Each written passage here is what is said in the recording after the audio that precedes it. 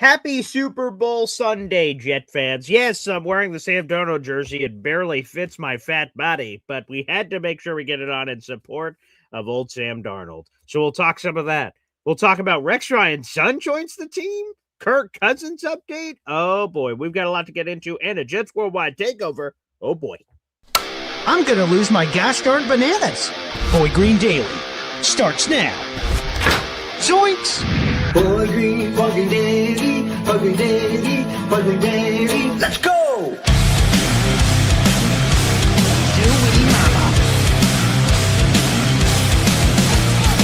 Put your seatbelts on. Get ready for the ride. We're the freaking New York Jets, so we're built for this shit.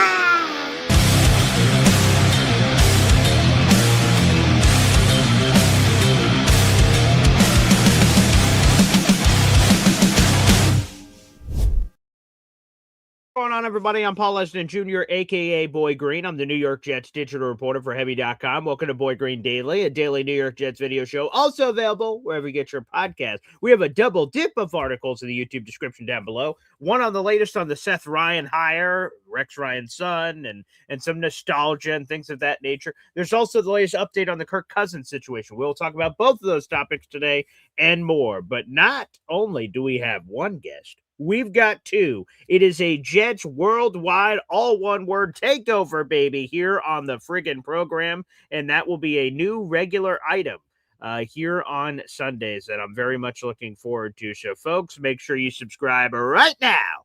There on your screen. Sort of. There it is. Subscribe right now to youtube.com/@Jets Worldwide, baby. And enjoy all of its splendor. Let's bring them in. First off, let's go with Snowball and Johnny Boy. What's up, boys? Good morning. What's going on? Yeah. Super Bowl Sunday. I'm There pumped. you go. Excited. Hey, are you wearing a Sam Darnold jersey too there, Snowball? I have to. I don't care about him, but I have it, so I'll wear Okay, it. nice. Okay, good. And I'm glad that, we didn't match our carpet and drapes here. That I could have went with that. I'm pretty sure I've got that version of the Sam Darnold jersey. But this is the first one I was going, Geno Smith, Brett Favre, Aaron Rodgers. So I'm going, choo, choo, choo, choo, choo, choo, choo, choo, choo, choo. Ah, here it is. Whoop. Sam Darnold was able to slap that one on. So Super Bowl Sunday for Sam. Go Hawks. Fuck the Patriots, and it's a beautiful day. Yes, it is. Hey, mother effing chew, gifting a Boy Green Coffee Club membership right off the top rope. That is what we're talking about here, baby. Yes. Thank you, MFC, for gifting that membership, who went to King Breeze. King Breeze, you're now a member to the Boy Green Coffee Club. Appreciate you. Keep those memberships flowing throughout the program. And let's try to get our brothers from another mother's, Jets Worldwide, here to monetization. Let's get them to 500 subscribers, baby. Let's keep pumping them out and seeing if we can do God's work here on the program. So we're going to go over a bunch of topics here today, fellas. And let's start off with nostalgia. Come on. How can you not love this story? And hey, I just want to say this right off the top rope for Rich Cimini. He joined me on the show on Friday, and he indicated that the Jets were close to hiring a passing game coordinator. And he said that we would be, quote unquote, intrigued by the name. And we're like, damn, who the hell could this be? Who would be intriguing? I can confirm, Rich, you didn't tease us. You didn't say, ooh, this. And then it was, that? Seth Ryan? Now that's an intriguing name. The son of Rex Ryan, the grandson of Buddy Ryan. I mean, the Ryan family. 3 generations of Ryan all coaching for the Jets in some form or fashion. And Seth is actually an offensive guy versus the defensive guys that his father and grandfather are. Fascinating. I want to go around the horn here on this of Seth Ryan. First off, we'll go to you, Snowball. You tell me if it actually was intriguing. Did Rich Cimini live up to his wording? And what'd you make of this nostalgic splash? I think he did tickle in the right way. Okay, great. Don't take that the wrong way. But right. Yeah, but he did. Think about it. Buddy Ryan, Super Bowl, right? Rex Ryan almost got to the Super Bowl. He did, yeah, sure. And now Seth Ryan comes to the team. Does he complete? Does he get there? Does he take us there? Hopefully. I was reading up on him. I didn't know much information about Seth at all, but being a wide receivers coach and a tight ends coach is very intriguing. So I'm hoping for the best from him. The last name just sold me, Ryan.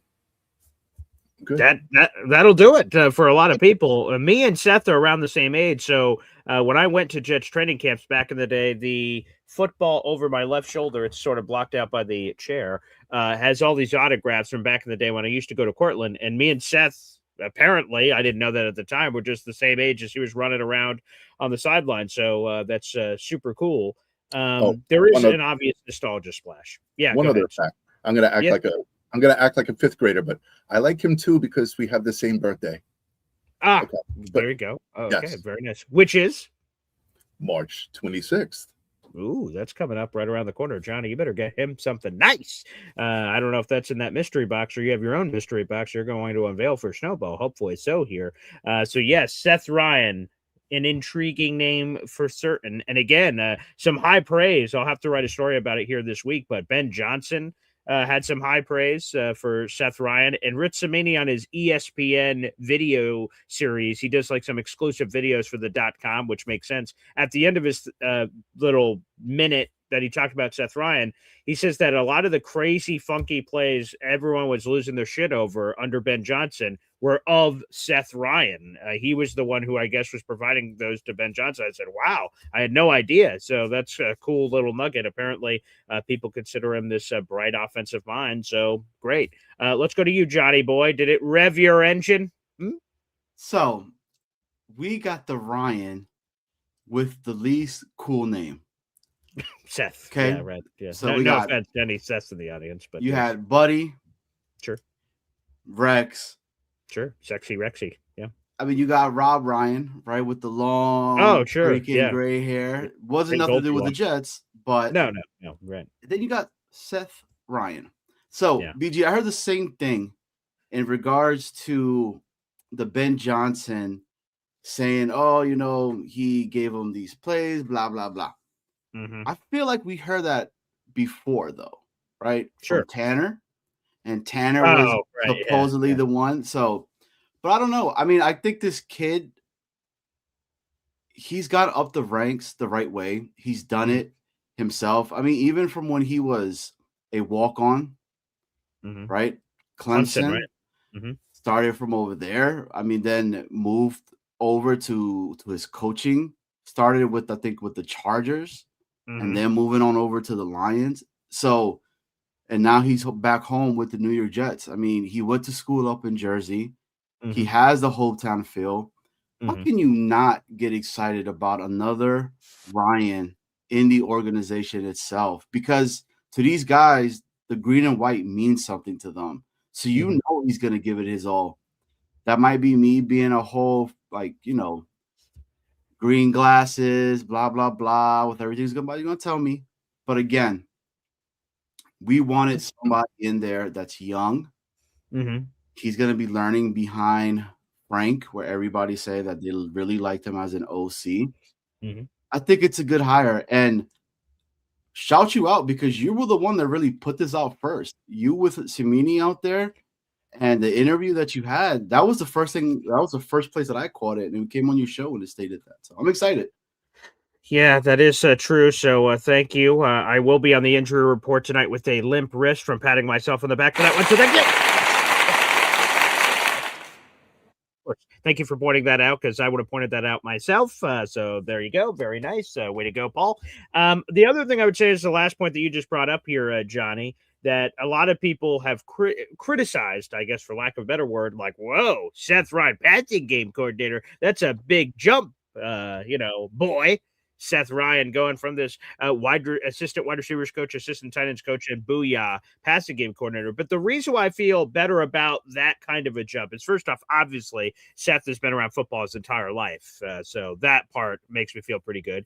He's been coaching NFL football for 7 years. So, again, he's not an absolute guppy. And even if you perceive him as that, Frank Reich is 64. So he's the overseer of the operation. He has full personnel control, from what somebody told me, and staff control. So to get a young guy, and let's say the Ben Johnson stuff is true. We don't know. Maybe it's just hubbub. It's just a thing to say. about it to make us feel better about it, that people are just saying about it. I have no idea. I can't.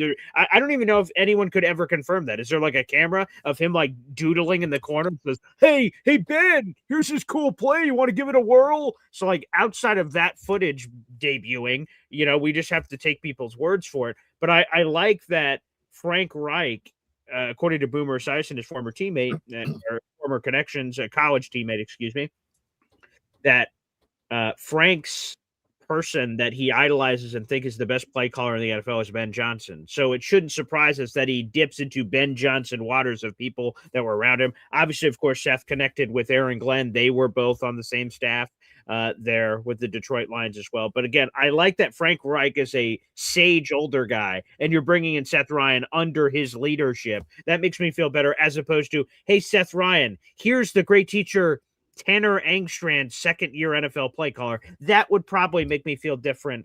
I'd still feel the nostalgia, of course, but how they would grow together, it makes me feel a lot better. That's Frank Reich. Long story.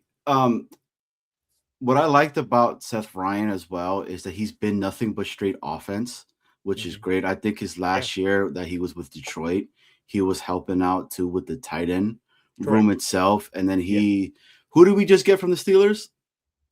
Two guys. So we've got Carl Dunbar, of course. He's on the defensive line. And then let me make sure I don't mess up the other guy, unless one of you guys have it. Antonio Alfredo Roberts. Alfredo Roberts. Way off. How could I possibly? Yeah, you were way off. That was not close. But I wasn't going to point that out till you did. But Alfredo Roberts. He's coaching our tight ends. But what they've have over there with the Steelers, you see the tight end room. I feel like the Steelers have always had nothing but good tight ends.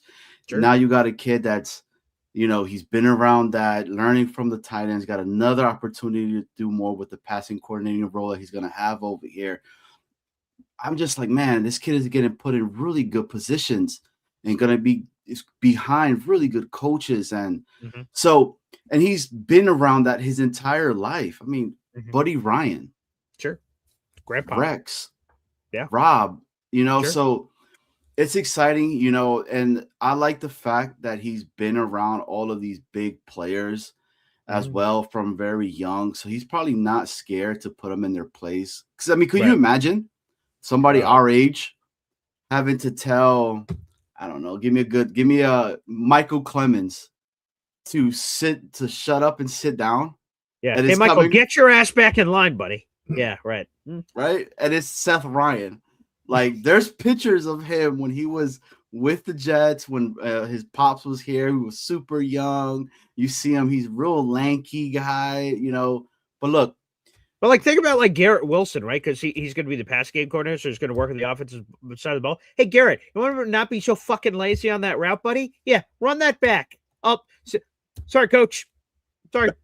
Go back. Like, that's crazy. But yeah, that's the reality. Yeah. But they contribute among St. Brown's like ascendance of a wide receiver to Seth Ryan, if I'm not mistaken. So even Amon has said it before in the past that he's talked about Seth Ryan and how important he was for him to continue to keep climbing in the wide receiving world itself. So and I've always said that I always felt like Garrett Wilson, St. Brown are very similar type of players. So it'll be intriguing. I mean, to see what our coach Aaron Glenn is doing, and when everybody has been crapping on them, saying that they're not going to get people, nothing's going to happen, it's going to be same old stuff. And little by little, he's building. I mean, look, the faith for me has never wavered. It's been there. It continues to keep in there. But I feel like there's other individuals that before were like, no, and it's climbing for them as well. That's weird. I was told that, like, Aaron Glenn and this, this abysmal coaching staff, they're going to have to start grabbing hot dog vendors to start playing coordinators. That's so weird that all of a sudden he's starting to get some people in here. And I like the theme. Former players. Carl Dunbar played in the league. For those who don't know, Carl Dunbar played in the league before he became a coach. Carl Dunbar's there. Alfredo Roberts or Tony, Johnny Boy's a little closer to him. I guess they have nicknames for each other. He played in the league, a former, Miami Hurricane, won 2 national championships there, won a Super Bowl with the Dallas Cowboys when he was on that roster. So there's some credibility. And then Seth Ryan, baby, he was holding those field goals. Pow, pow, at Clemson. He had 9 catches for 40 yards in his college career. So it wasn't about the receiving. He selflessly sacrificed to hold those, field goals. Not everyone's willing to do that. Did you ever see The Expendables? You ever see the movie The Expendables with Sylvester Stallone and Dolph Lundgren and Terry Crews, right? This is almost like another version of The Expendables, coming together. It's all these old superheroes coming, action figures coming together to save the world. So the world that is the Jets world. So, but they're called the Dependables. Now we can I hope so. Well, if they're old enough, they can be called the Dependables. Okay. Hey. We can only hope. But I'll tell you guys this. I know a lot of people have been cracking jokes. To me, I think what I like about these hires, less about Seth, but more about the other guys, but still, it all goes in the same bucket, is that we want to raise the floor of this Jets offense. They, specifically passing game coordinator Seth Ryan, well, you've got, it's going to be hard to do worse than last year. The Jets were 32nd in passing yards last year, and the next closest team, 31, the Cleveland Browns, had 400 more passing yards than you did. And you guys all played the same game. So it's an unbelievable stat. So here's the fact of the matter is I just want to get to competency. We will, before we all get out of here, that we'll talk about Super Bowl later. The Super Bowl's being played. 2 teams are going to be fighting for that Lombardi trophy and Super Bowl rings and immortality and all these things. I just want to get to respectability and take the natural progression of steps to get from competency, respectability, contender, playoffs, and just work your way up. And hopefully that's, the path that we can eventually be on. I think Frank Reich, and I've said this a bunch of times, I think he raises the floor of the Jets offense. What's the ceiling? We're all going to find out together, folks. And also just to throw this out in the universe, I was talking with Jet 71, who was also Snowball's familiar with. He got to talk with him on our Jets Espresso Club meeting at the end of last month. He brought it up in the comment section about, and I agree, that so many Jet fans have just written off 2026. Well, this year's over. We're 6 or 5 months or whatever it is from this season starting, and people are like, it's over. Can't wait for 2027. I'm like, what the hell? We've just given up. We've just said, well, this season's just going to suck. There's nothing that can be done here. And I'm like, man, I don't know. I'm feeling myself starting to get excited. Like the Seth Ryan thing yesterday was like, whoa, that's cool. The free agents that are about to come. We're about to talk about Kirk Cousins here in a minute. Like, man, that starts to, the Madden GM, I play franchise mode in Madden, putting this team together. I'm starting to get excited. So I don't know to all those people in the universe that feel that way, but hey, fan how you want to fan, I guess. But man, I'm going to get excited. BG and Snowball, I was talking with Snowball yesterday, and I was waiting to get on. Wait, Johnny, did you just tell me, hey, BG and Snowball? I was talking to Snowball yesterday. That's a lot of Snowball in the forecast. But go ahead. Yeah, BG, Johnny Boy said that. Yeah, I did. Okay, you could confirm. Okay, good, I can. So I'm talking with him, and I stayed. I'm gonna tell BG this in the morning when we get on, because I thought it was a pretty cool nugget. So you ever watch the Pivot Show? Yes, with Brian Clark and all of them. Do you remember the episode that had Rex Ryan on there? Oh yes, so it's been a while, but yes, I did see that episode. So there's one moment that they ask Rex Ryan, what is his, out of everything that he's done, what's his proudest moment? And he stated when he saw his son start to coach and how much it means to him about that. And then he started boo-hoo crying, right? Rex is very emotional, because he wears it on his sleeve. And to see that, and I was like, man, that kid, if he's anything like his grandfather, his uncle, and his dad, that they play with all of that emotion, they bring all of that into a locker room. It's so infectious that it goes in the entire room. Like the Coach Bellick, I believe, interview that Jake had, and he talks about Rex and when Rex came on there and how, Rex was making this speech and to get the defense all hyped up or et cetera, et cetera. And the Coach Bellick's like, holy shit, man, this guy's good. Like he is really a good individual. He's going to be a really great coach later on. So I hope that happens with Seth because of the lineage that he has. But it's intriguing, man. It's you can't help but to get all in the Jets feels with this one, right? Because I remember seeing the pictures of Rex and Seth on the sidelines. I mean, during practice. But at the end of the day, none of this stuff really matters because you got to win. And let's be honest, man. AG has a very, very high mountain to climb. So, and I hope it does for him. Well, I'll carry over real quick just to say, because I like making everything about myself, is that, you see this picture, and for our audio-only listeners, we've just put the picture of Seth Ryan and Rex Ryan up together. Rex Ryan was doing an ESPN broadcast. It was a Chargers-Broncos game, and it was earlier in the day before, the game was going on. There's this picture of those two just smiling. And I have to tell you, getting to work, quote unquote, with my dad on a week-to-week basis doing Hop on Pop. It's like the coolest thing of all time. So I know Rex, as far as we know, has not joined the Jets as an analyst. That would be, hey, there's another reunion that could happen. I saw Leger Duzable talking about it on social media that he wants to see that happen. We'll see. But just like that father-son thing is like the coolest thing of all time. So I have not seen that in a while. That's worth probably, I got to go back and clip that so we can play it on the show, that moment from the pivot, if someone hasn't reshared that out already. Because, man, it's just so cool. And imagine, Rex Ryan is obviously, unless he gets an analyst role with the Jets, is going to keep doing his ESPN thing, and he's going to be talking about his son on air and hopefully, good things to share. It's pom-pom, my son's there. He's kicking ass. He's doing all these wonderful things. I hope that's what happens because there'd be nothing greater than that. So that's cool. And Snowball, obviously, you're a father, too, so please. Yeah, no, what I'm saying is it'd be really nice to hear Rex Ryan say, "That's my boy," when he's referring to a Jets game. My point being that he's the passing game coordinator, right? But who's his passer? What's going to happen? Well, that's a great transition here, Snowball. So let's get into it. Kirk Cousins. There's a big Kirk Cousins update. The update is this, folks. He is going to get cut.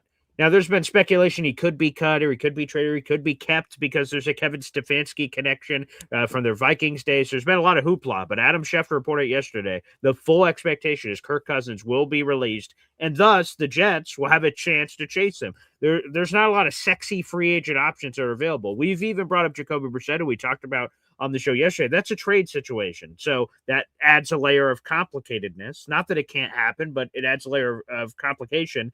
If you look at the Kirk Cousins situation, him being a free agent guarantees the Jets will have a chance if they want to have a chance. But let's go to this, folks.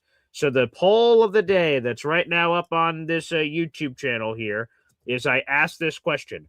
Will the Kirk Cousins documentary from 2018 where he used the Jets be a factor this offseason? Yes, the North remembers, or no, that won't impact this decision. And to refresh your memory, in 2018, here's the situation. Kirk Cousins is a free agent. He's talking to the New York Jets. The Jets offer a 3-year, $90 million fully guaranteed contract, which you're about to hear because I'm going to play a clip from that documentary here in a second. And then we find out that Kirk Cousins, we're in Star Wars. He walks into the room. Oh, my God. Thank God you're here, Anakin. And everyone gets killed. Kirk Cousins, oh my God, thank God you're here to save us, Jet fans say. And the lightsaber goes on. And here you go. Here's that clip. Thanks, Mike. Mike just called, and the Jets came up to 30. Fully guaranteed, 3-year deal. So now you have what we wanted. Here's Mike. Seconds after I got off the phone with the Jets, the Vikings stepped up. They do have $28 million on the table. It's fully guaranteed. All right, it's done as long as I go to Minneapolis and everything checks out. Congrats. Yeah. It's all done. Hey, cool.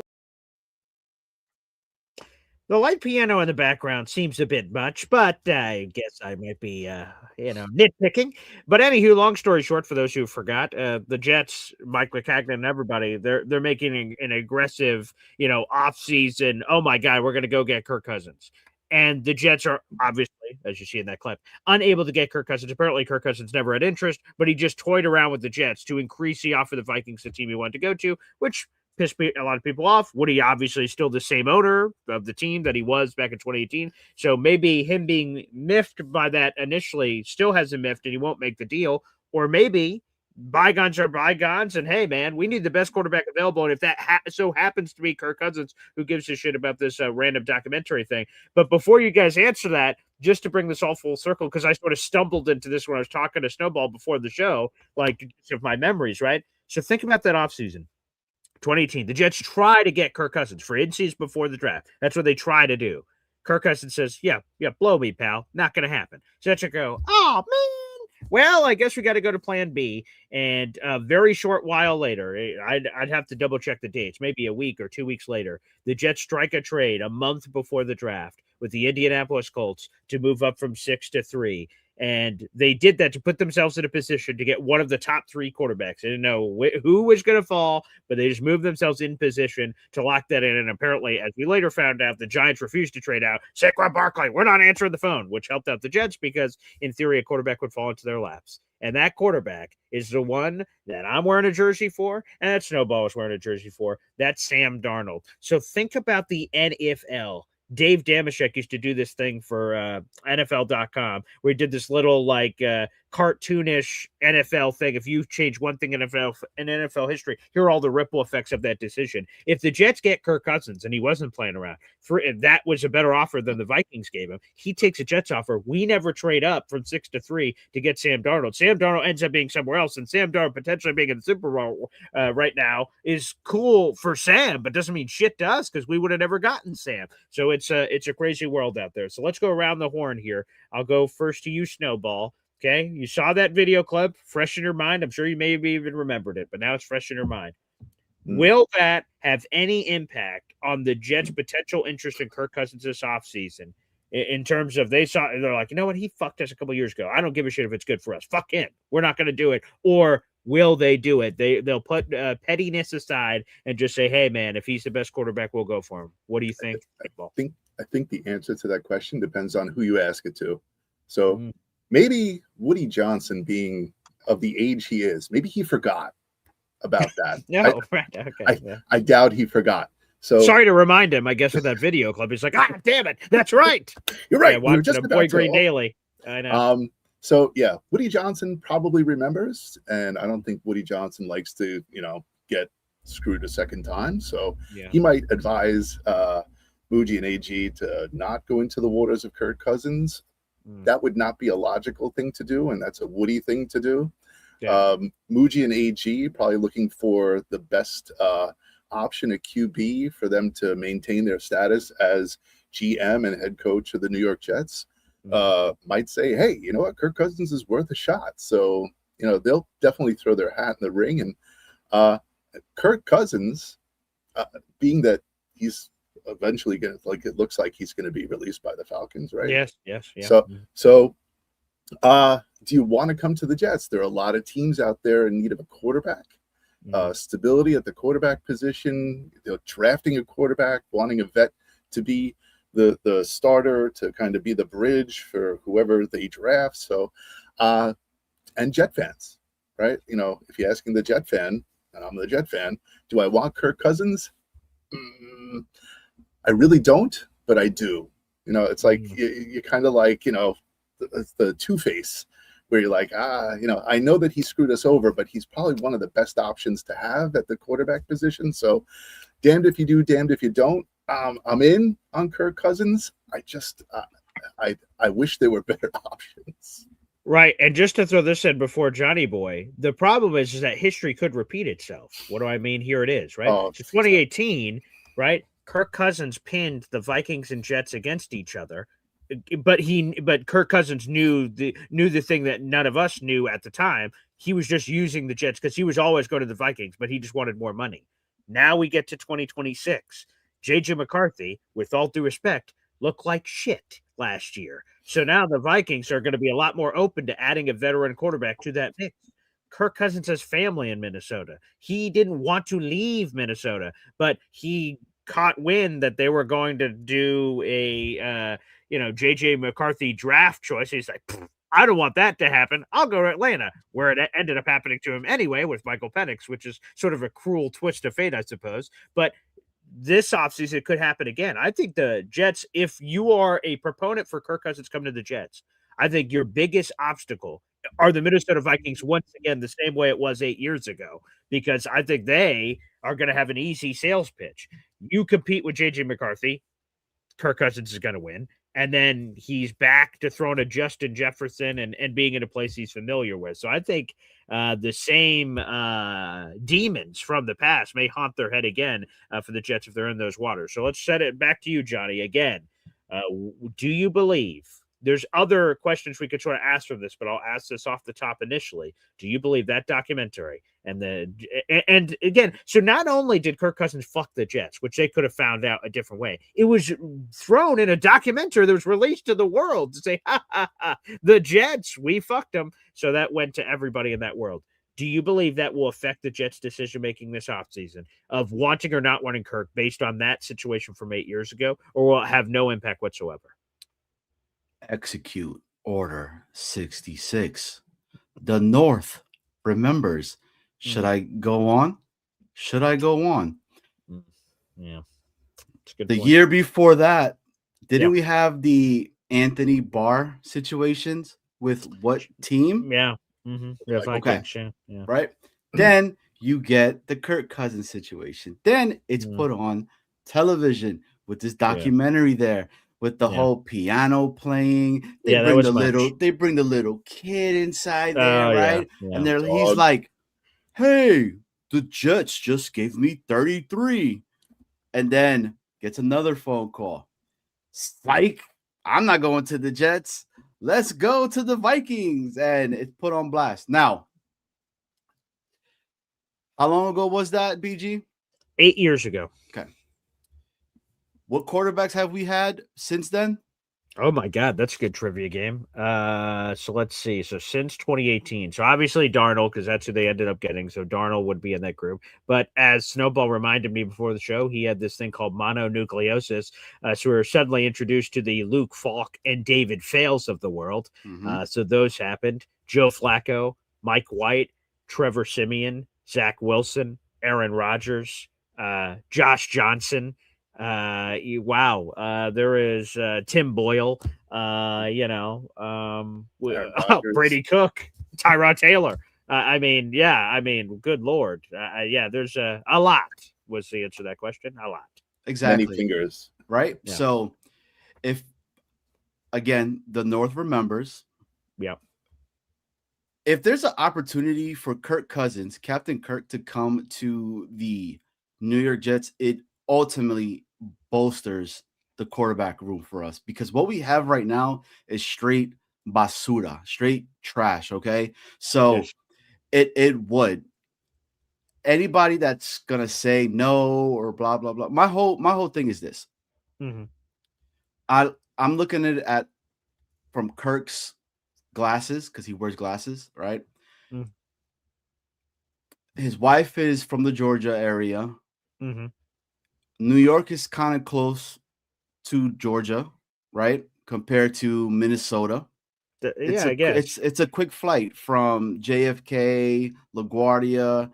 To Atlanta. That's a main hub destination. Sure. Yeah. Right. I guess so. Okay. Yeah. Plug Delta. Yeah. There you go. Nice. Did we get a new sponsor on the show? I think we just did. We will. Oh, great. Hey, great. Oh, so terrific. But then I'm like, does Kirk want to end his career with the New York Jets, with all of the hoopla, all of the bad stuff that comes with the New York Jets? Because I could hear it now. Imagine he comes over here. He's saying that he's rejuvenated. These are words that Kirk Cousins have stated. Yeah. And it's another shell of himself. And then it's the New York Jets being the same old Jets. You're getting a player that is beyond his prime, beyond his days. and you see what's going on with that, and we're like, Well, here we go again. Well, because that's normally the running joke, that right? Like the Jets swing for someone the first time around, we miss, and then 10 years later, oh, I'll play for the Jets now. You're like, yes, we got him. We got Kirk Cousins, and they're like, yeah, but the year is 2026. It's not 2015. Damn it. You know, the with all due respect, you know, Ronnie Lotz, Steve Atwaters, you know. You go through the rigmarole of guys, Plaxico Burress, all of these, you know, Jason Taylor, although I like Jason Taylor when he was here, and some of them worked out, right? LaDainian Tomlinson, Jason Taylor. You go through some of those guys, like Ed Reed. Okay, yeah, salute to the Jets legend, Ed Reed. And we have this long laundry list of guys that we get at the tail end of their careers, and we have weird jerseys that we can bring to parties at Super Bowl. Wait, Ed Reed played there? Oh, wow, this guy played there? Oh, that's a Plaxico Burress. What the hell? Yes, in fact, it did. Or Brett Favre's and Aaron Rodgers and all these other things. And so we have a long history of that sort of thing. And BG and Snowball. Yes. If Cousins comes over here, he's a veteran quarterback. Yes. Did he do anything for Penix? Or was there a whole scenario where he's like, I'm not going to teach Penix. Like, no, I'm not here to be his teacher, because we need to get a quarterback, right? The Netflix documentary, right? So Quarterbacks has come out. Kirk Cousins was featured in both. So it depends on what you believe is real, right? Is he dressing up for the cameras, or is it real about how he seemed to handle it like a pro? Based on the camera experience, and his wife talked about it on the series and stuff. It sounds like he did everything in his power to help him, but is that really true? I don't know. I guess that's beauty's in the eye of the beholder there. And that's what I mean. So like right now for me, look, would I like Kirk Cousins over here? Yes. Ooh. Do I think there's a lot of issues that are going to come with this? Yes, because there's just so many question marks right now with Kirk Cousins. You know, he didn't look that good his last year over there in Atlanta, right? He got essentially benched. You know, there's just a lot. You know, he's very old. I'd rather, if we're going to go this route, get the similarity that you have, the quarterback that has worked with Frank that could implement, you know, the actual system, and get the Jacoby Brissett, get the guy that it has the ties already with Frank to be able to implement it with, if we go and get a quarterback in this upcoming draft, or if it's going to wait, or whatever happens, you know, like, so the Cousins for me, it's such a toss up right now. And I think Snowball said it the best way with the Two-Face, right? Because Two-Face had what? He had the coin, and there was a flip of the coin. And it was either, you know, you had the heads or the tails. And if it was messed up, you know, chopped you out. So execute order 66. I love it. I was trying to think of it from Kirk Cousins' perspective.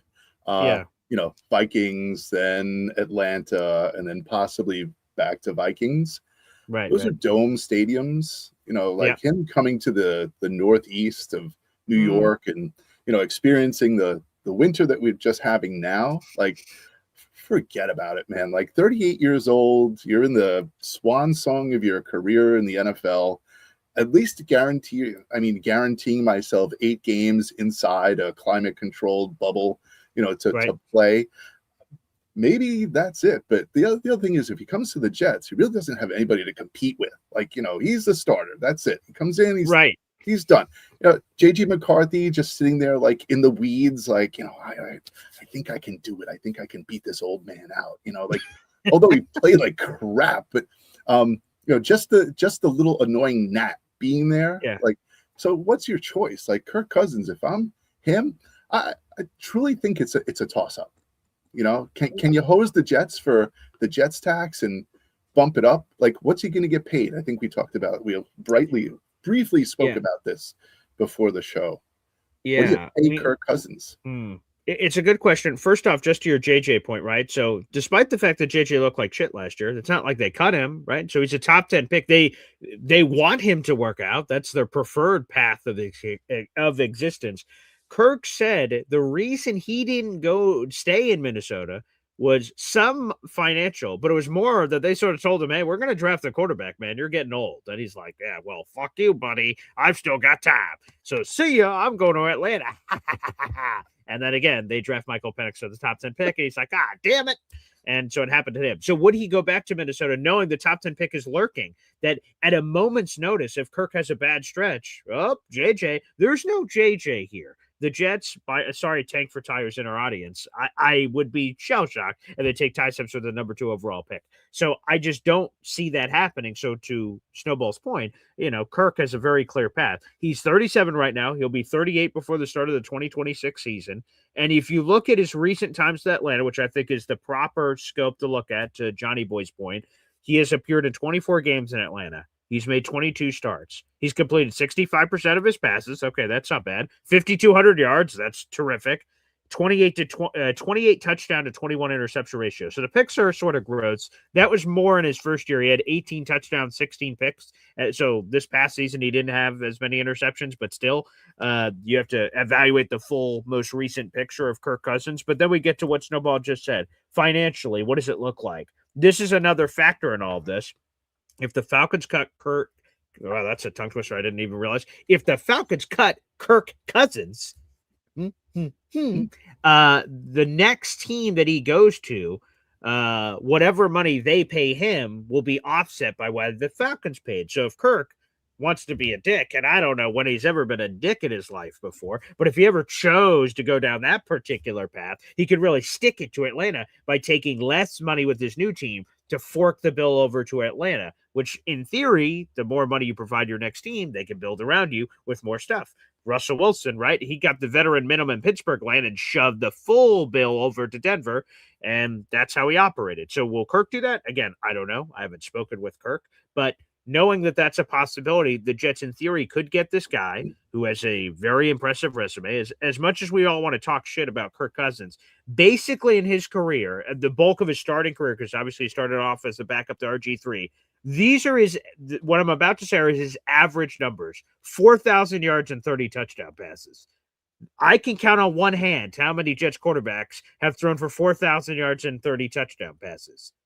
0 would be the answer to that question. So again, for someone that's accomplished both of those things in the same season. So the fact of the matter is Kirk Cousins, while there's all this dickish element, there's also the fact that he's a significant upgrade over what we've had. So again, it's a long story for the Jets, but I don't think the same thing I've told Jet fans earlier this offseason is the same thing I'd advise the Jets.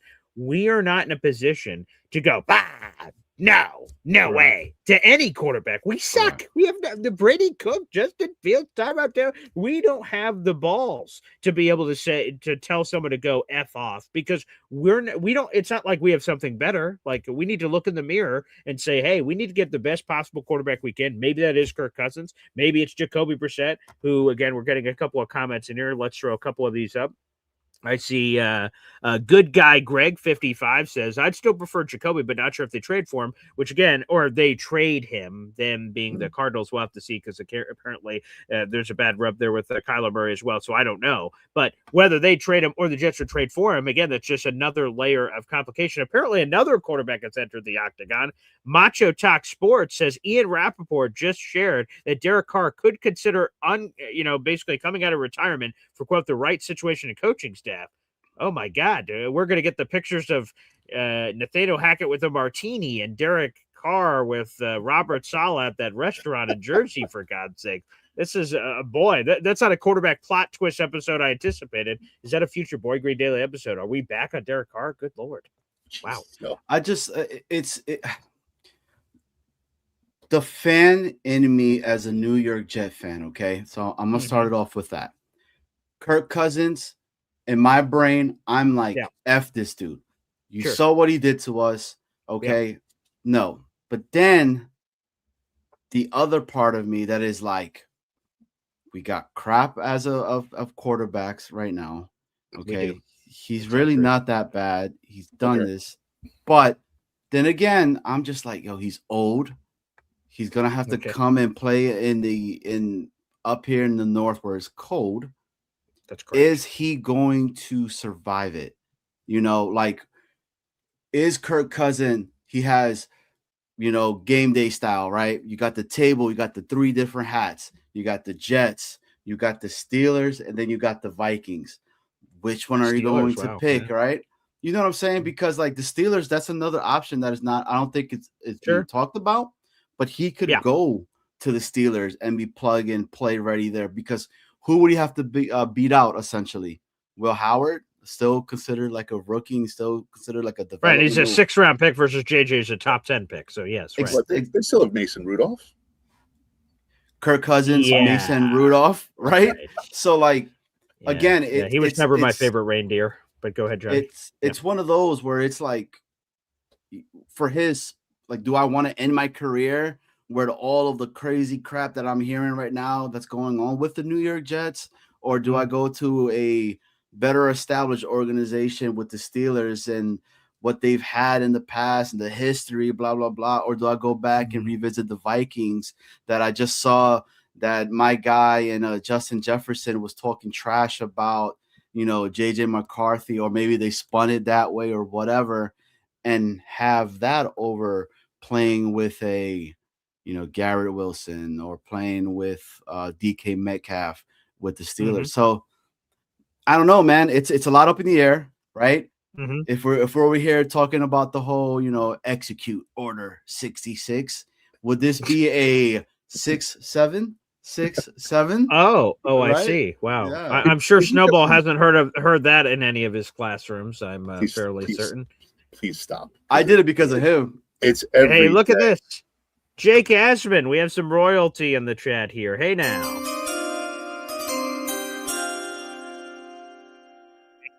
Joining us here on Super Bowl Sunday, no less. He gifted a membership that just went to, wow, YouTube comments are going quick. Sorry, I got to get my speed out here. Craig McGladdy. Shout out to Jake Aspen for gifting that Boy Green Coffee Club membership. By the way, a huge congratulations to Jake on a wildly successful Super Bowl Radio Row week. His Harrison Phillips interview was terrific. He spoke with Adonai Mitchell. Tyrod Taylor was another good one with a great Tyrod Taylor quote. So he's had a lot, and other guests and things of that nature. So absolutely a terrific job. Thank you, Jake Asman, for all that wonderful content there. So big ups to the Jake Asman show that was there live. Shout out to Jake, man. That dude was on hustle No real doubt. hard, hustle real hard. Like that dude he was a maniac out there, man. It was awesome. Yeah. An Asmaniac, you could say. The Tyrod Taylor part that hit me all in the fields when Tyrod was like, I'm from Virginia. I was like, there we go, man. Shout out to VA in the 757. Let's go. But the one that got me, Tyrod Taylor's comment that I just revved my engine was like, and I hadn't thought about this, and just the way he said it. Jake says, hey, you're set to be a free agent. Jet fans love you. Do you want to come back? And smart on Jake to ask these kind of questions to pending free agents and get that question in there. And Tyrod says, I'd love to be back. And he gives some nice pleasantries. And at the end of his answer, he says, I've been a part of breaking a playoff drought before. He's referencing the Buffalo Bills, their 17-year playoff drought, which is even longer than ours. He said, I'd love to be a part of a second one. And I just went, damn, man. Just when I thought I was out, they get me back in with that kind of comment, because that was the thing to me on Tyrod. I'm going to be honest. Tyrod, I'm like, Tyrod, if we moved on, I wouldn't be mad. But then that one had me. Just when I thought I was out, they pull me back in. That got me. So a great comment there, and great for Jake to get that quote. That was terrific. So that got me. By the way, I want to give a huge shout out. We have over 400 people in the room, including 150 of those 400 on YouTube. First off, like the friggin' video. I see we have 47 likes, but over 150 people in the room. What the hell? Come on now, like that gosh darn video, people. Plus, we were only 6 subscribers away from 8,360. We've seen another amazing surge, which is absolutely spectacular. And if you're feeling froggy, hit that subscribe button. Well, do I got something for you? What about this, baby? Subscribe now to Jets Worldwide. It's a Jets Worldwide takeover where those two handsome folks on the screen, Snowball and Johnny Boy, will be taking over on all these Sundays. Occasionally, it'll be right at the beginning of the show where they co-host the entire program. Other times, it'll come in the phone line bit where they take over the second half of the show. But today is a full JWW takeover, baby, which has been terrific. So, boys, thank you so much for joining us here on a Super Bowl Sunday. It's been great. I wish Twitter and YouTube would, or X, or whatever you want to call it, I wish they would just decide. Can they just decide? I think they have, right? They're just X now. So I wish they would join forces or have someone out there. Maybe Woody Johnson could buy X and YouTube and kind of meld them together, because the people on X need to come over to the YouTube side in order to, for sure. Or just press the subscribe button. Like if it's in a link, just be like, all right, I'll subscribe to that, even if I'm on X. Yeah, make it easier. A direct pathway to get over. Speaking about, we're hey, real quick to your Twitter thing. Ahead, for instance, we have 260 people watching on Twitter right now. And if I say, hey, subscribe to the channel, if they're on their phone, they got to geez, let me jump over here and then jump over here and do all these steps. And I hope they're willing to do those steps, because I enjoyed the show, and hopefully we'll put out a good product for people out there in the universe. But yes, I would like it easier to have that subscribe button more readily available to people, and Facebook for my Boy Green Facebookers that are out there in the universe. Making that a little bit easier as well would be something I'd certainly be for. I see Troy Sturgis is wishing a happy Super Bowl Sunday to us. Every time we get a super chat, we hear from my daughter, Zuriah Luna. Wow. Happy Super Bowl Sunday Coffee Club. Absolutely beautiful. Thank you, Troy. We've put that towards your raffle ticket prize totals for this month. You already have 5 tickets to our contest. And there's no question, we're all obviously on the Seahawks, right? And I wouldn't have even thought to ask that until I heard on the, again, I mentioned this the other day, on the Jake Ashman Super Bowl set, he had Brian Costello on. And one of the things Brian Costello does is the Gangs All Here podcast, and Frankie V, who, again, I'm going to be I'm not saying this like a dick. I have no idea who Frankie V was in my universe. I had no idea who the hell it was. No idea. No offense. You just haven't come across my radar. And then I heard that he's a part of that podcast. I'm like, oh, that's interesting. And then Brian or Kaz revealed that Frankie V's rooting for the Patriots, and he's a Jets fan because the Sam Darnold thing with the Jets would just be too embarrassing. And I'm like, what a fucking loser. Like, what? No friggin' way am I rooting for the Patriots in any form or fashion. So you tell me, Frankie V, whoever you are out in the universe, you tell me that you would much rather the Patriots inside your own division win the Super Bowl and Drake May and Vrabel and all this pelvic thrusting in your face versus a random NFC team because they have a former quarterback that we traded away because we didn't surround him with protection playmakers? Okay. All right. Okay, come on, get the hell out of here. Yeah, so I paint all that to ask you guys who you're rooting for in the Super Bowl, so I guess I shared my take. Yeah, I mean, look, I didn't get the memo this morning to get and put on the Sam Darnold jersey, so I apologize about that. Sort of guys, unwritten, right? But I was over here rocking the Olympics hat, ready and all that, but then I realized that I was like, damn, I did not get the memo this morning, guys. The Olympics, damn. Yeah. But anyways, it's on right now.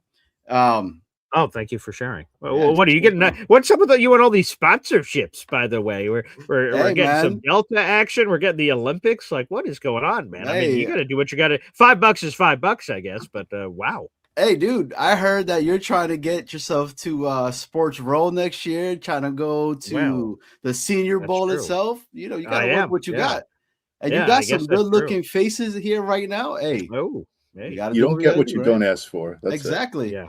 But look, I say this. Tanky V, because that's what he's known, right? Tanky V. Okay. What is this guy talking about? So his whole spiel is essentially saying, I want the Patriots to win so they could, stick it back to the New York Jets. First off, I got to say this. The whole scenario with Sammy D, where did he go after the Jets? I believe he went to the Carolina Panthers. And then he went to the San Francisco 49ers. And then he went to the Minnesota Vikings. Yeah, okay. Yeah, right. So why is it so easy for everybody to constantly just crap on the Jets? You know why? Because it's easy to crap on the New York Jets. There is so much stuff out right now that are just okay. You got the Darren Lee. They sure as anything made sure to say former New York Jet Darren Lee, but don't talk about the other stints of where he was at before. So, Tanky V, what are we talking about, bro? You're telling me you're rooting for the Patriots, bro? Come on. Yeah, dog. apparently that's Like, what Kaz said. So I'm like, that's the stupidest thing I've ever heard. There's no Jet fan in the universe. I don't give a shit how you. And again, some people like, for instance, a Snowball shared a take with me before the show. That I'm like, oh, okay, and I'll allow him to choose whether he wants to share it here on the show. But whatever you feel about Sam Darnold, even if you're like, yeah, you know what, I'm not gonna root for Sam because like he was a former Jet. Like he should be doing that for us here. Like I understand the fans that have that perspective, but like you have that perspective, and then I'm like, hey, buddy, yeah, who's playing across the field? Oh shit, it's the Patriots. All right, well, I guess I'm rooting for the Seahawks. Like even those people have to root for the Seahawks. But yeah, again, if Frankie V or Tanky V, or whatever the fuck you call this guy, if we're on social media and in some terrible universe, the Patriots win the Super Bowl and he is doing celebrations, we should all gather our torches and pitchforks and go find this guy, because like that is just, it's un-American, it's disgusting, and that's gross. By the way, something that's not gross, NC Green gifting a Boy Green Coffee Club membership here on the program, baby. Woohoo!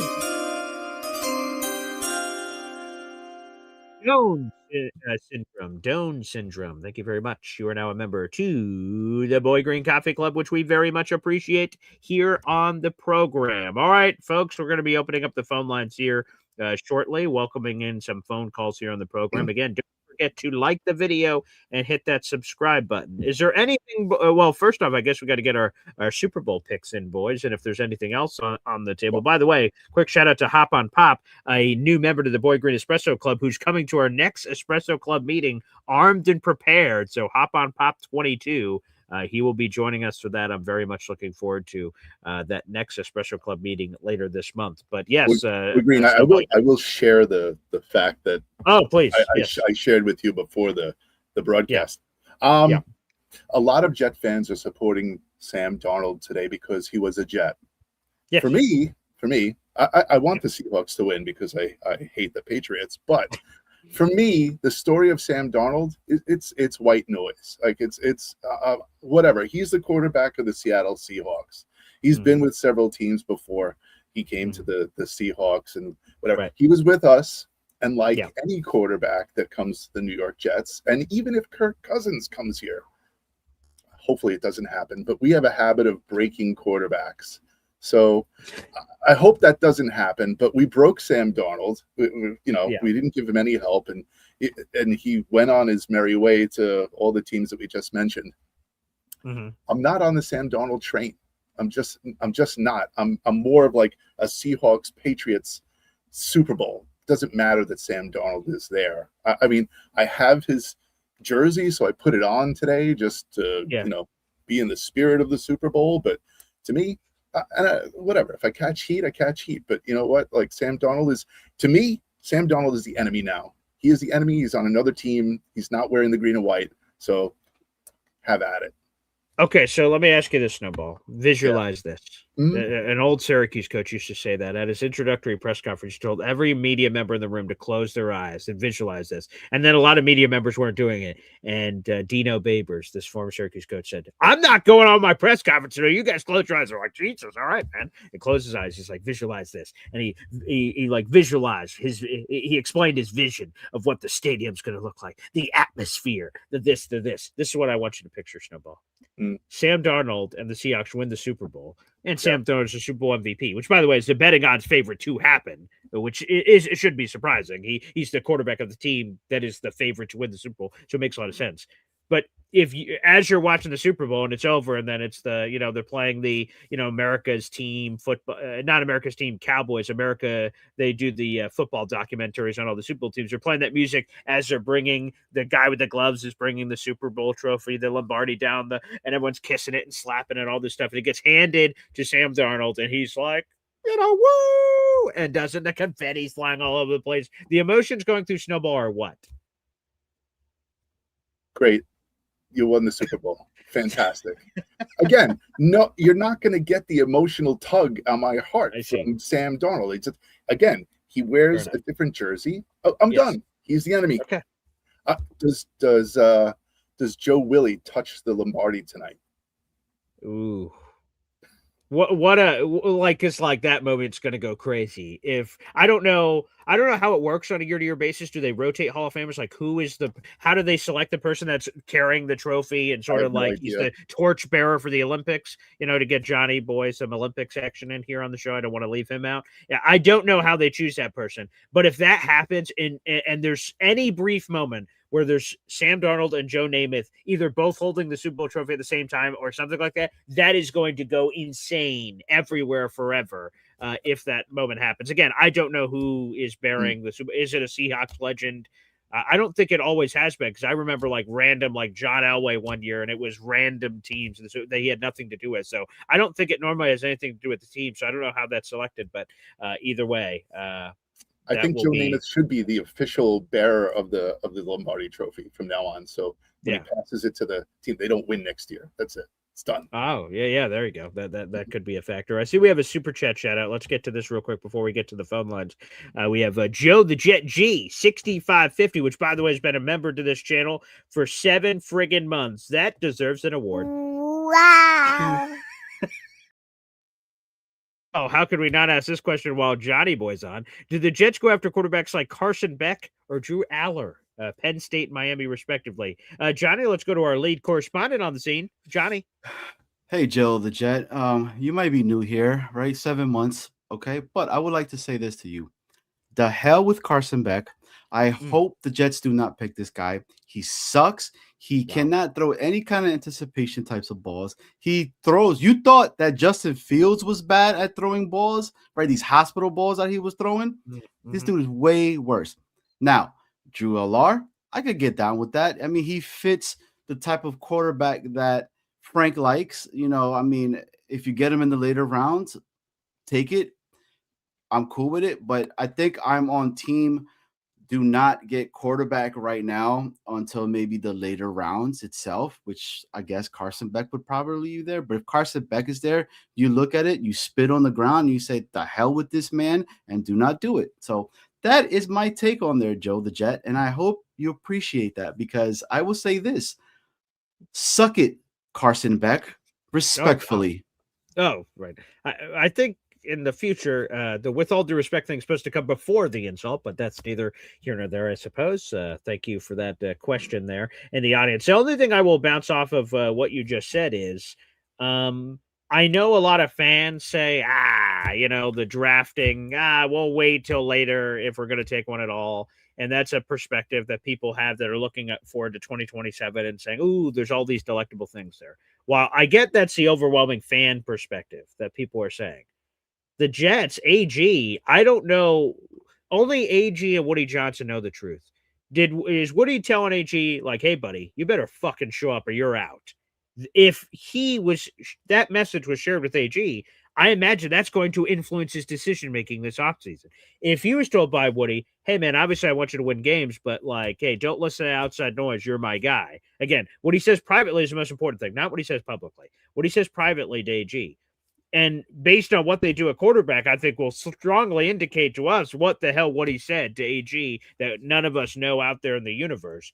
But you would think that AG, with the pressure on, that I need to get a quarterback in the first 2 rounds because I need the lever to pull. That if things are going south, I'm like, whoa, Woody, before you just come raining hellfire over here, I got this quarterback. It's been baking in the oven. Oh, it looks great. It's not ready to come out yet, but chef's kiss. Don't fire me yet. You're going to want to see what that is in there. We got that quarterback. So I think they're going to be allured. They are going to be driven to draft a quarterback within the first 2 rounds. Whether Jet fans want it or not appears to be of conflicting interest. But I think that's what's going to happen here is that they are going to want a guy. I hope they don't force it. I hope if they do love a guy and he happens to be available at one of the picks, and God bless America, I want a quarterback to be fixed too, but I don't want them to force square peg and round round poll. That's the biggest thing for me. Carson Beck and Drew Aller, are they first or No. second round QB picks? I don't believe so. No, I don't think so either. So again, if the Jets are forced to go for a quarterback, I sure as hell hope it's not in the first or second round. You know, you don't want that. Right. The Trinidad Chambliss thing is just sort of weird to me. I don't know really where I'm at on that. And then the only other two that are in the realm, because by all expectations, sorry, Nick Faria, Fernando Mendoza is going number 1 overall, so we're not going to have a chance at that, which means the other two most popular options, regardless of where they go, is going to be Garrett Nussmeier out of LSU or Ty Simpson out of Alabama. And I don't know how the Jets feel about either of those two particular individuals. You know, Take for Ty makes his stance be known that he says, hey, man, Ty Simpson going to be the pick at number 2 overall. Thank you, Take for Ty. Appreciate your contributions here on the show. So maybe that does happen. But, hey, that's the intrigue of all of this here. Folks, can Snowball and Johnny Boy, I'm going to remove myself real quick because I want you guys to give a big fat plug to Jets Worldwide before we go to the Boy, that was quick. He didn't even wait until the end of his sentence to actually get there. So he was really anxious to get off screen. I am going to make a plea to the audience on X and the audience in YouTube to, when you're done watching this show, write it down at Jets Worldwide. Right? Write it on your hand, put it on a piece of paper, type it onto your phone in a note right now. And after the show, please hop on over to YouTube and click on the subscribe button for Jets Worldwide. We're on our way to 500 subscribers, our first goal of getting monetized. What's the show about?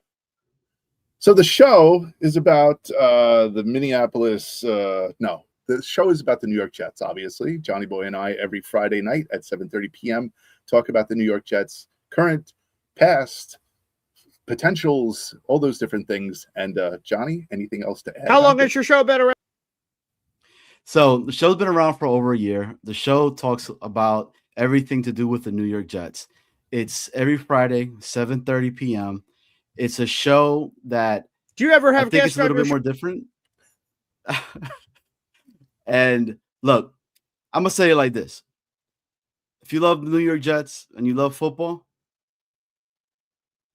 Jets Worldwide. That's simple. We've had guests on in the past, like this guy, Paul Esden Jr., a.k.a. Boy Green. He's been on the show. We've had Jake Asman's been on the show. We've had Green Bean Jets fan. We have Matt O'Leary. We've had, Jets Chaos. So all these, YouTube people that have come on before. So we've had some former Jet players on the team, come on to the show. So if you're interested. Former players. Yeah, former players.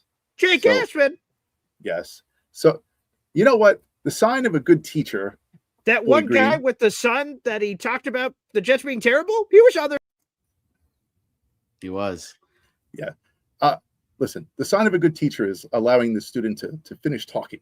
So, but it'd be nice if people would actually come on and subscribe to at Jets Worldwide. One other thing to add. Okay. And as, Boy Green shuffles the cards on the screen. When we reach 500 subscribers, the thing over my left shoulder, right, the mystery box, full screen, will be okay. The mystery box, which is getting heavier, is full of goodies. So one random person will be chosen to win the mystery box once we reach 500 subscribers. The following show. We'll choose a name at random. I did put something into the mystery box live on air last show. So if you missed it, check out that show. I'm not going to tell you what it is, but you can go and watch the show. Good tease to get there and see what we actually put in the mystery box. There is another prize that is probably more valuable in there than the one that I put in on air, but go check it out. Thank you, Boy Green. You bet your sweet buns. Jets Worldwide. Baby.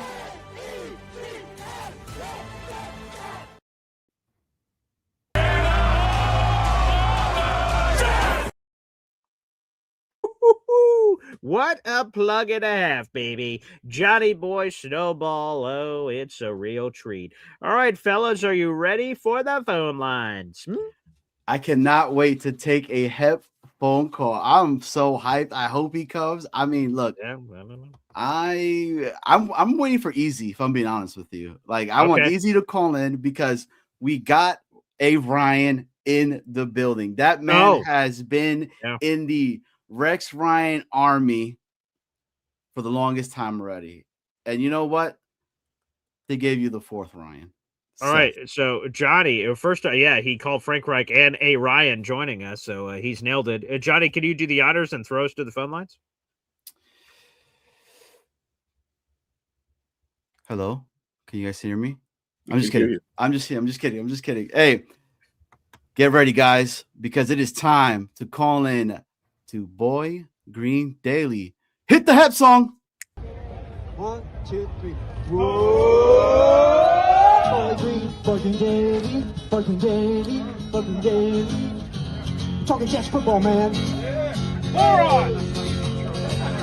Boy Green Daily, Boy Daily, Boy Daily. The New York Jets Football Club. Offense, defense, special teams, watch Jets football with Boy Green. Everyone, J-E-T-S, Jets.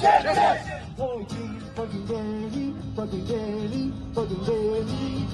Talking Jets football, man. All right. Boy Green Daily, Boy Daily, Boy Daily. Nice. Offense, defense, special teams, watch Jets football with Boy Green. J-E-T-S, Jets. Let's go!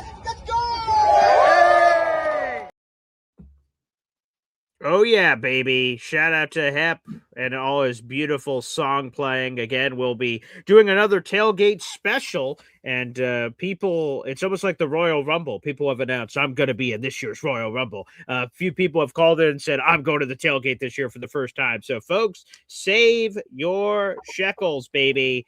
And make sure you're ready because, again, we'll have announcements to come. The schedule doesn't drop till May, but I've already dropped the group deposit rate to the New York Jets, so that part's covered. So as soon as we get some more details, we'll let you guys know. And again, you're going to want to be ready to jump on with our limited tickets that we'll have available. And hey, maybe you could see Jets Worldwide there this year. We've seen them together before. It could happen again as long as Snowball doesn't choose his anniversary again over us. We'll see what happens. But I'll just bring it with me. Yeah. Oh, sweet. There you go. That's hey, that's a gift from me to you to invite her there. You're welcome. All right, let's go to it. Johnny boy, do you want to do the honors? Here's Hep. Whoa. Hey guys, it's Darkside Hep here. I'm here to tell you about the significance of losing if the Patriots win. First of all, it's a one-season turnaround with the new coach that we wanted, okay? Mm-hmm. Joe Namath goes out and hands the trophy to our man, hands that trophy to them. The other thing is, I mean, we actually won a game that was already one of those, Jet wins that we do at the end, where it's meaningless, but we win it, right? We pat ourselves on the back. We beat the Patriots, which enabled them to then move up to get Drake May. It was just, it would be such a heavy a heavy kick in the nads if the Patriots win. So that, I love Sam Darnold. Hats off to you. Hope you win. You're a nice kid. You didn't never say anything about the Jets, so I'm rooting for that kid. But worse, more than that, we want the Patriots to lose. Oh, and Snowball and Johnny Boy, number one. You should do it. Good show. Appreciate you, man. Thanks, Hep. Thank you, Darkside Hep. Wow. Okay. Didn't anticipate that on the bingo card, but you got what you wanted, Johnny Boy. You got what you wanted, Darkside Hep. Sometimes Darkside Hep is, he doesn't come on often, thankfully. That kind of it's good Hep most of the time. Evil Hep. Evil. Yeah, but he has that like voice and like, he's sort of a shady character. I'm like, geez. Oh, what'd you do with Hep? How'd you get here? And, there used to be a character on. My son used to watch these Nintendo like shows on YouTube or whatever, and there was a guy whose name was Gary. And then he would just put a black hat on and become Dark Gary. So It's very interesting. Little known fact, actually, I met Hep 4 years ago. We Whoa. we rode the Cyclone together in Coney Island. So That's cute. Wow. isn't that cute? We held hands in the first car. It was fun. And you knew of who Hep was, or was he just a random person to you? So Hep was a he was like a newbie in the Jets YouTube universe. Okay. All right. And then I believe it was on your show. Oh, okay. I think so. Like, I remember him being like a prominent person. It was for a Green Bean go to Coney Island and ride this that's cool. type of a thing before the season. Great. So yeah, it was fun. We went there and then we ate at Spumoni Gardens in Coney Island and stuff. So it was cute. Yeah, Hep is a fantastic gentleman. Really like stand up human. Yes, 100%. I can confirm. Hep and his wonderful wife went to the tailgate this year. I got to meet them. They, as you guys see in that Hep song that Lou B filmed, that was he brought his gear out. They sang the Boy Green Daily song, and it was a great time. They had great food. They had great everything. So yeah, that was awesome. So I can't wait. So hopefully that's an annual occurrence, so we could keep seeing Hep every year, and everybody else. For those that missed the tailgate, don't worry. I hope you guys can join up this year. Long story short, for those who are uninitiated, I will pick a random Jets home game. It'll probably be within the first 6 or 7 weeks of the season. It just sort of works out that way, weather-wise, and sort of how it all sort of aligns with everything that we choose to do. So the game will likely be within the first 6 or 7 weeks of the season, and we'll pick a home game that makes sense. I'll ask Boy Green Coffee Club members that are part of the Discord. They'll get to vote on things that they would prefer, and I'll talk with the team to see what are seat availabilities and all this other jazz, all this stuff you guys probably don't even care about. But we're doing that. We'll do all that behind the scenes. But if you guys want to come, you're like, wow, that sounds cool. I haven't even heard of that. Then again, just save your shekels. I don't know exactly the price because I don't know exactly where we're sitting or who the opponent is. Sometimes the opponent can jack up the price. When you play the Cowboys versus the Panthers, with all due respect, the ticket price changes per seat. So I will keep you guys posted on all of that activity coming up here shortly. So folks, hopefully we get a bunch of you guys out there for this year's tailgate. Last year was pretty awesome. And we do the restaurant takeover. Speaking of takeovers, well, let's go to the phone lines. We have one of the greatest chefs in the universe. I was pretty sure he was just recently inducted as the greatest chef in the Milky Way galaxy. I don't know where he put that award, but he's there. Oh, Chef Kevin Gilbert from the Cloverleaf Tavern. Chef, what's up, man? Hey, good morning, fellas. How y'all doing? Chef Kev, we love you, man. We're executing Order 66. Are you with the Jedis or are you a Sith? I think y'all know where I'm at, man. This is one of those Sunday mornings. I was a little worried when I saw the three of y'all on. I'm like, okay, we're gonna get involved with some Sunday AG truth, and I'm like, please don't start the gospel doing that kind of stuff, man. Like, thank you guys. Yo, thank you. You're welcome. You're welcome. Yes. Great show, guys. Great show. Shout out to you, BG, man. Shout out number one Austrian Jet fan, JB, man. You looking a lot better, man. Appreciate you, man. Keep it going, brother, man. We thinking about you. And sure. that boy ND Jets, man. ND, we praying, thinking about you, pull it through, man. Jets Worldwide, y'all had a good show, man. This past Friday, y'all did y'all thing, man. Did we bring you in though? Did we bring you in? Don't ask that question. Listen, man. listen, man. It's Sunday. It's Super Bowl Sunday. I think the vibes are high. We got Rex's son. Yeah. I know. EZ is probably happy about that. But also, yeah, that's for sure. Like, damn, I wanted his dad. But I'm gonna let next week, man. Like right now, I'm not too happy. Shout out Jake, man. Jake, he did an awesome job out there. He interviewed a couple of the Jets players and all that. And just to be honest, man, I wasn't happy with what they were saying, man. I'm not buying into the talk, man. I'm really not.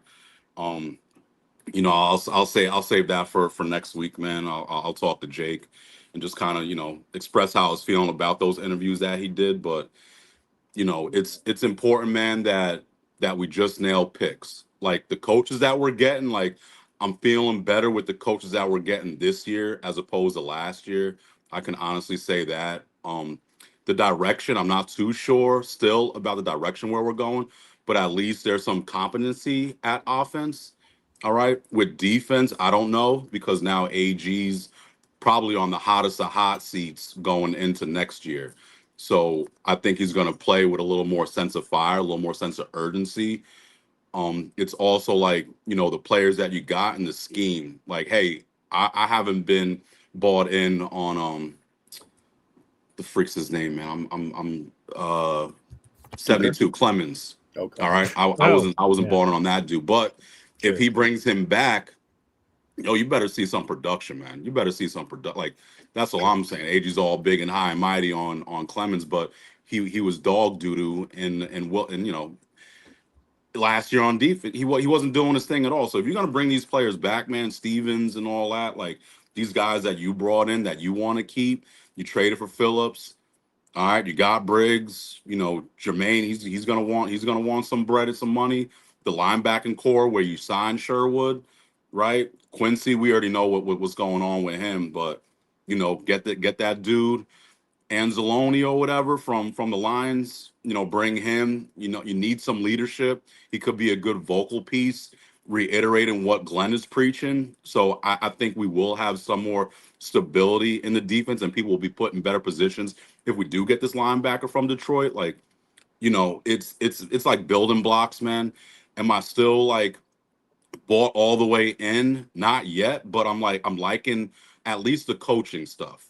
All right, now with the draft and free agency, depending on what we do, I could creep, a little bit more back in, and just what y'all know who I am, man. I'm still a sucker for this stuff, man. I still pay to go to these damn games. I still bring my family to this stuff. We still see this BS play on the field, and guess what? We're still gonna go the following year. It don't matter, man. Of course, yeah. We still into this stuff. But to your answer, man, am I bought in? Like, I'm trying, man. I'm really trying. Can I ask a question to everyone here? Yes. Last year, before the season started, did you pay as much attention to the coaching staff that Aaron Glenn was putting together as opposed to this year? Where do you stand with that? Of the paying attention before, I mean, obviously, doing a daily Jets content show, any slight movement, content. So yes, but yeah, I would say so. Because I'm even thinking back now, because like if you go to the Jets website, some of these names I'm going to mention are no longer there. Like I remember having my engine revved for Aaron Curry being the linebackers coach, because while one of the epic draft busts of all time, unfortunately for Aaron Curry, the player, but like he sort of bounced back, and I think he was also most recently with the Steelers before he came here. So like Aaron Curry, I'm like, oh man, cool. That's a cool former player. Like, okay, great. So Chris Banjo, because of Mike Westhoff's blessing, and I have Mike Westhoff's book behind me. I didn't know this. I'm not going to pretend like I knew he was going to have this, but that was exciting. Steve Wilkes, again, I think there was some. I was going to use the word exciting, but I don't know if that's the word I was going to use. But there was something there because he had been around forever, and say, okay, there's an experienced guy.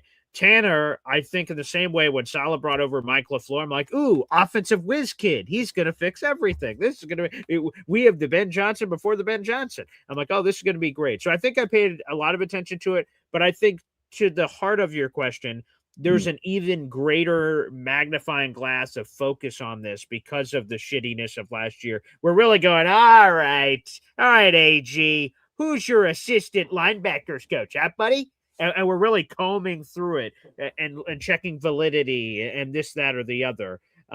Which again, some of the hires have been met with criticism. Some of them have encouraged nostalgia. Seth Ryan or Frank Reich, an older guy. Like there's been sort of a mixed bag of the assistants. But I would say for my job in particular, I have to pay attention to it and write articles and research about them. But I think I do it every year. So, but let's go around the rest of the panel. What about you, Chef Kevin Gilbert? Say it again, Snowball. So the amount of attention that you paid to the hires by AG last year as compared to this year, I know that the teardown kind of like puts the magnifying magnifying glass on the staff, but were we as bought in or like roped into seeing who he was going to hire last year as opposed to this year? Were you as equally as intrigued? So with Wilkes, man, I thought that was awful, man. Like I was not happy with that. I thought it was going to be one of those situations when we got AG that he would be the play caller. That's what I was looking for.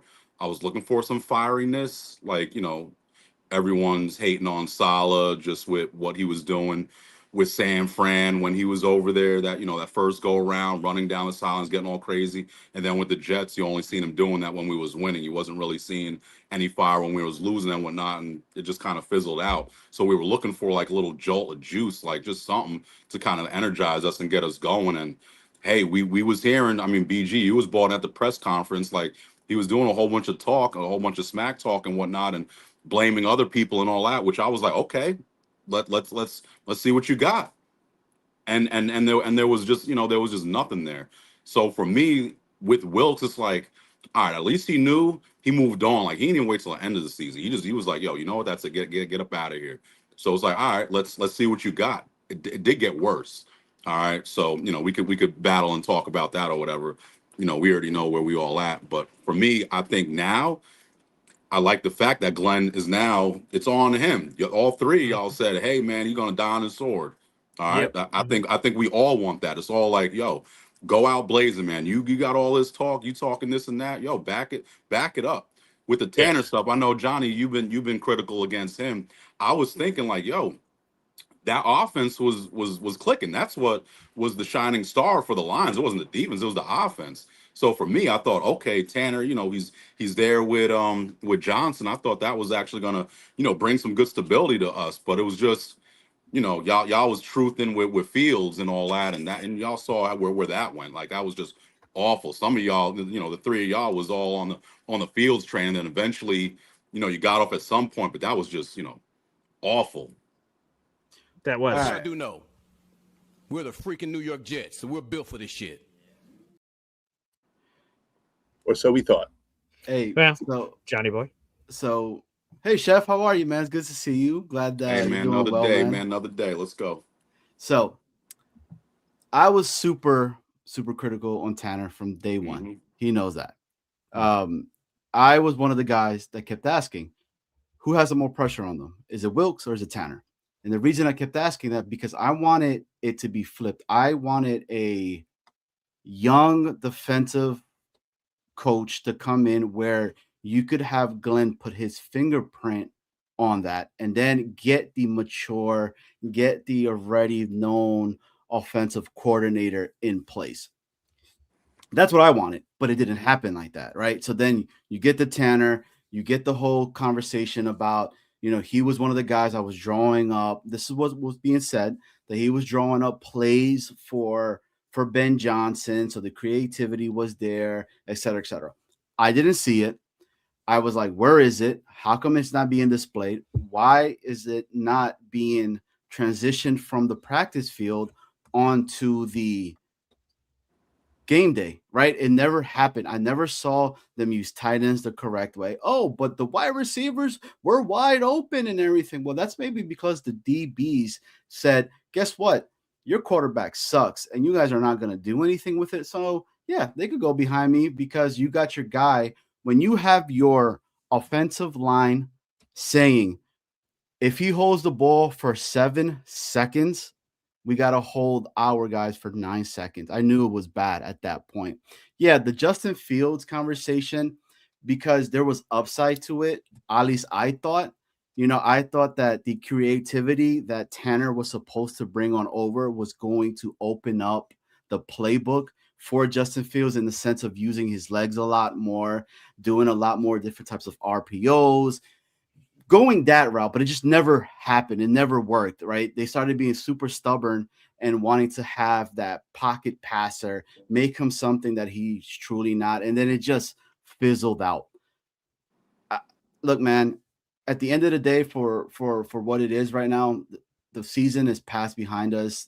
We got to continue to keep trying to move forward and hope that they're going to get it right. They are implementing a lot of coaches right now that maybe they should have done this route from day one, but look, at least he is saying, I messed up.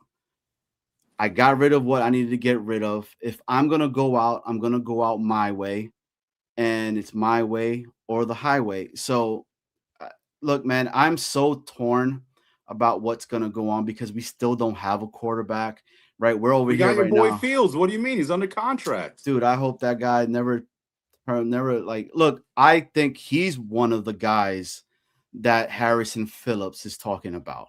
And I said that on the show the other night, right? Because you have a leader that's supposed to be in your QB1, but he never showed any of that emotion. You never show that. The guys that were on the sideline, and Chef, you were to a lot of these games, were your Garrett Wilson that was there trying to get everybody riled up, trying to get these people to play and believe and et cetera, et cetera. Look, I say this, man. I can't just give up on a coach like Glenn from the very beginning. He's one of us, first off. Why would you not want to root for a guy that is one of us? Okay, the fact that people are getting very hurt that he was being mean to people on the podium. Okay, Chef, you're a coach, right? Mm-hmm. You hype up your players, right? You Damn think right. you're going to win every single game. Damn right. Okay, so we're part of your team. You're going to tell me, right, like, hey, you got a season coming. Are you guys going to win? Damn Damn right. Skippy, right? Exactly. It's no different than what he was saying there. It's just people took that narrative, ran with it, and completely moved and kept moving the field goal post. But you told me you were going to do this. Look. So let me respond to that. So then when it's brought up again, towards the end of the season, he's walking back his comments. He's not standing on that. Like when you asked me, and then all of a sudden the season goes to crap. Well, it's like, hey guys, I didn't say we're gonna win right now. Nah, man, I'm standing on that. You can't start walking it back.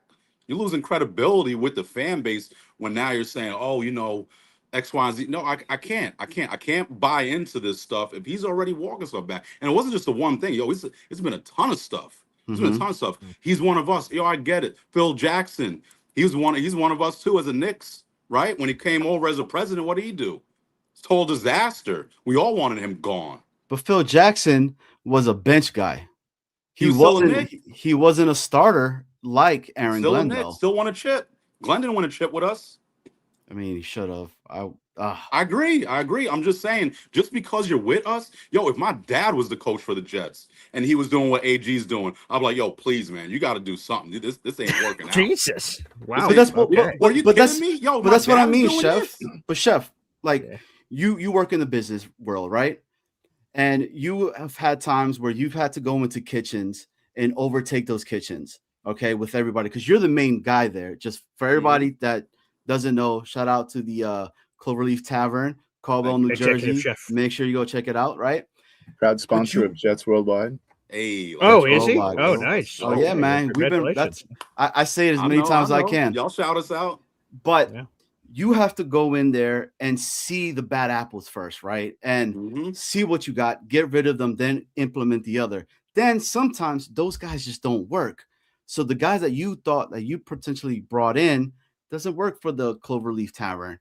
So you got to get rid of them. Are these literal apples or figurative apples? I'm just I don't know, man. They're Cloverleaf does not get bad apples. They just no. They're always the best apples. No. Yeah, that was my take. Yeah. I really like. I get that you're saying about the Jake thing. First off, you gotta let me know what you have to, please, and I'm begging on this one. What was your thoughts on the Harrison Phillips conversation and everything? You got to do it on the BG right here, because you were one of the ones that I was really waiting for to see what was your thoughts on that, because I thought what he stated is something that I was saying about what Devontae Adams was saying for a while, right? Why did it take those type of players that come in to see how bad it's been for 10 plus years, 15 years, no playoffs? Okay. And they're like, yo, you guys are okay with losing? Dude, you're the vet here. Why are you like, on to the next game? It is what it is, right? Like, so, and there's been noise about your guy, Brees. Okay, look, you know how I feel about Brees. I want Brees to succeed. Okay, I do. With us or somewhere else? Now with somewhere else, because I just think that stench that has been around with the New York Jets has gone on him. So let's get rid of G5 too. Get rid of Garrett. But G5 was never It ain't a like, So, but it so was what never. you're saying, then he got to go too. But G5 was never like Brees Hall. You never saw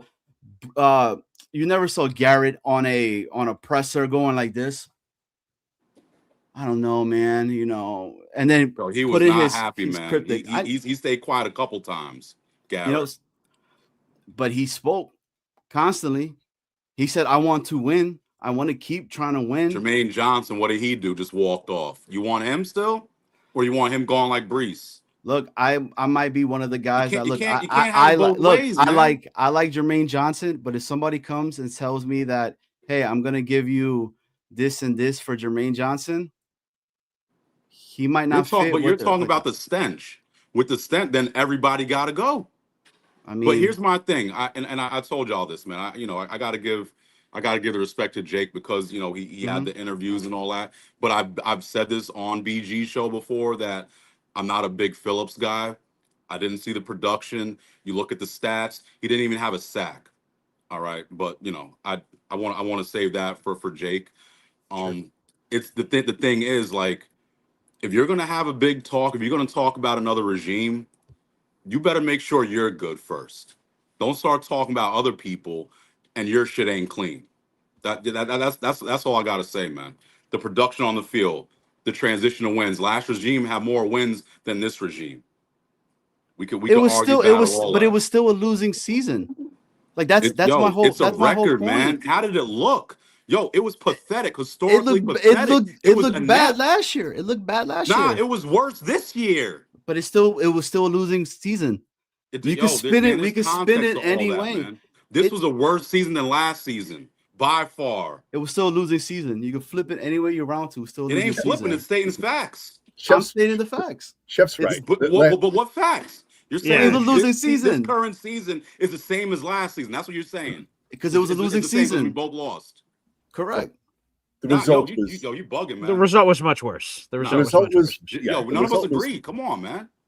Was worse this year than last year. But I'm not sitting here saying that it's gonna be the same as this past season. No, right. With the coaching staff, with these draft picks and all that, I'm hoping that it will be better.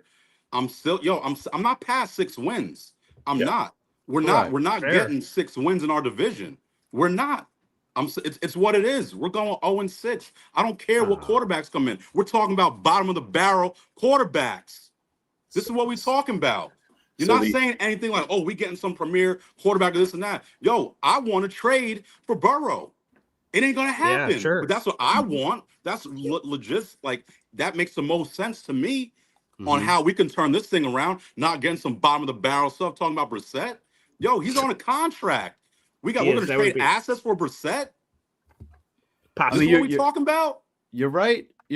I mean, I would love Joe Burrow to come over here. Is it worth the cost? I think so. A lot of people don't agree. We need a quarterback, man. That's it. Agree. 100%. Agree. We have a line. We have a running back, even though all of y'all don't like him. We have the stuff. We have the cap space. We need a quarterback. The initial broke ass Kirk Cousins. Come on, it's the bottom of the barrel stuff. Yeah, this is what it is. The initial intention of the question. This is the time that we on. I would rather get the Tua. Get Tua in there with all this stuff. Listen. With all this stuff about open receivers, what do? Yo, he gets the ball out quick, fast, all that. His problem is not being able to play well in cold weather. Well, guess what? The cold weather happens here in November, December. Mm-hmm. Oh. He ain't gonna be playing by then anyway, so it don't matter. That's I'm gone. You heard Hep. He's already on the dark side. Yeah, that's true. Hep's already gone. Hep is a unanimous first ballot Hall of Fame Coffee Club member. No doubt. That's Hep. And we lost him. He's on the dark side now. Or maybe that was just his brother, the dark side Hep. That maybe there's a good side Hep still living in that house. Like a dumbass C-Mac thing. Oh, that was crazy. D-Mac, B-Mac, C-Mac. I don't know what happened to that guy. What an era of Boy Green Daily. We're all gonna think about one day at a bar. Like, hey, do you remember that guy? No, me either. So listen, I tried to just spur the conversation before about the coaching staff that Aaron Glenn has brought in. I didn't think it was going to go this direction, but you know what? I was indirectly trying to take the temperature of the room to see like if there was a little bit more faith in the team with the hires that were happening with the coaching staff. And I think the quarterback's going to change that. To me, Yeah. Snowball. Depending on what quarterback we get, is going to change the temperature, I think, of a lot of fans, good, bad, or indifferent. And we're going to continue to explore that. Well, Chef, I want to thank you so much for taking the time to call into the show. Speaking of legends, you're a legend, sir, and can't wait for another tailgate this year. It's going to be special.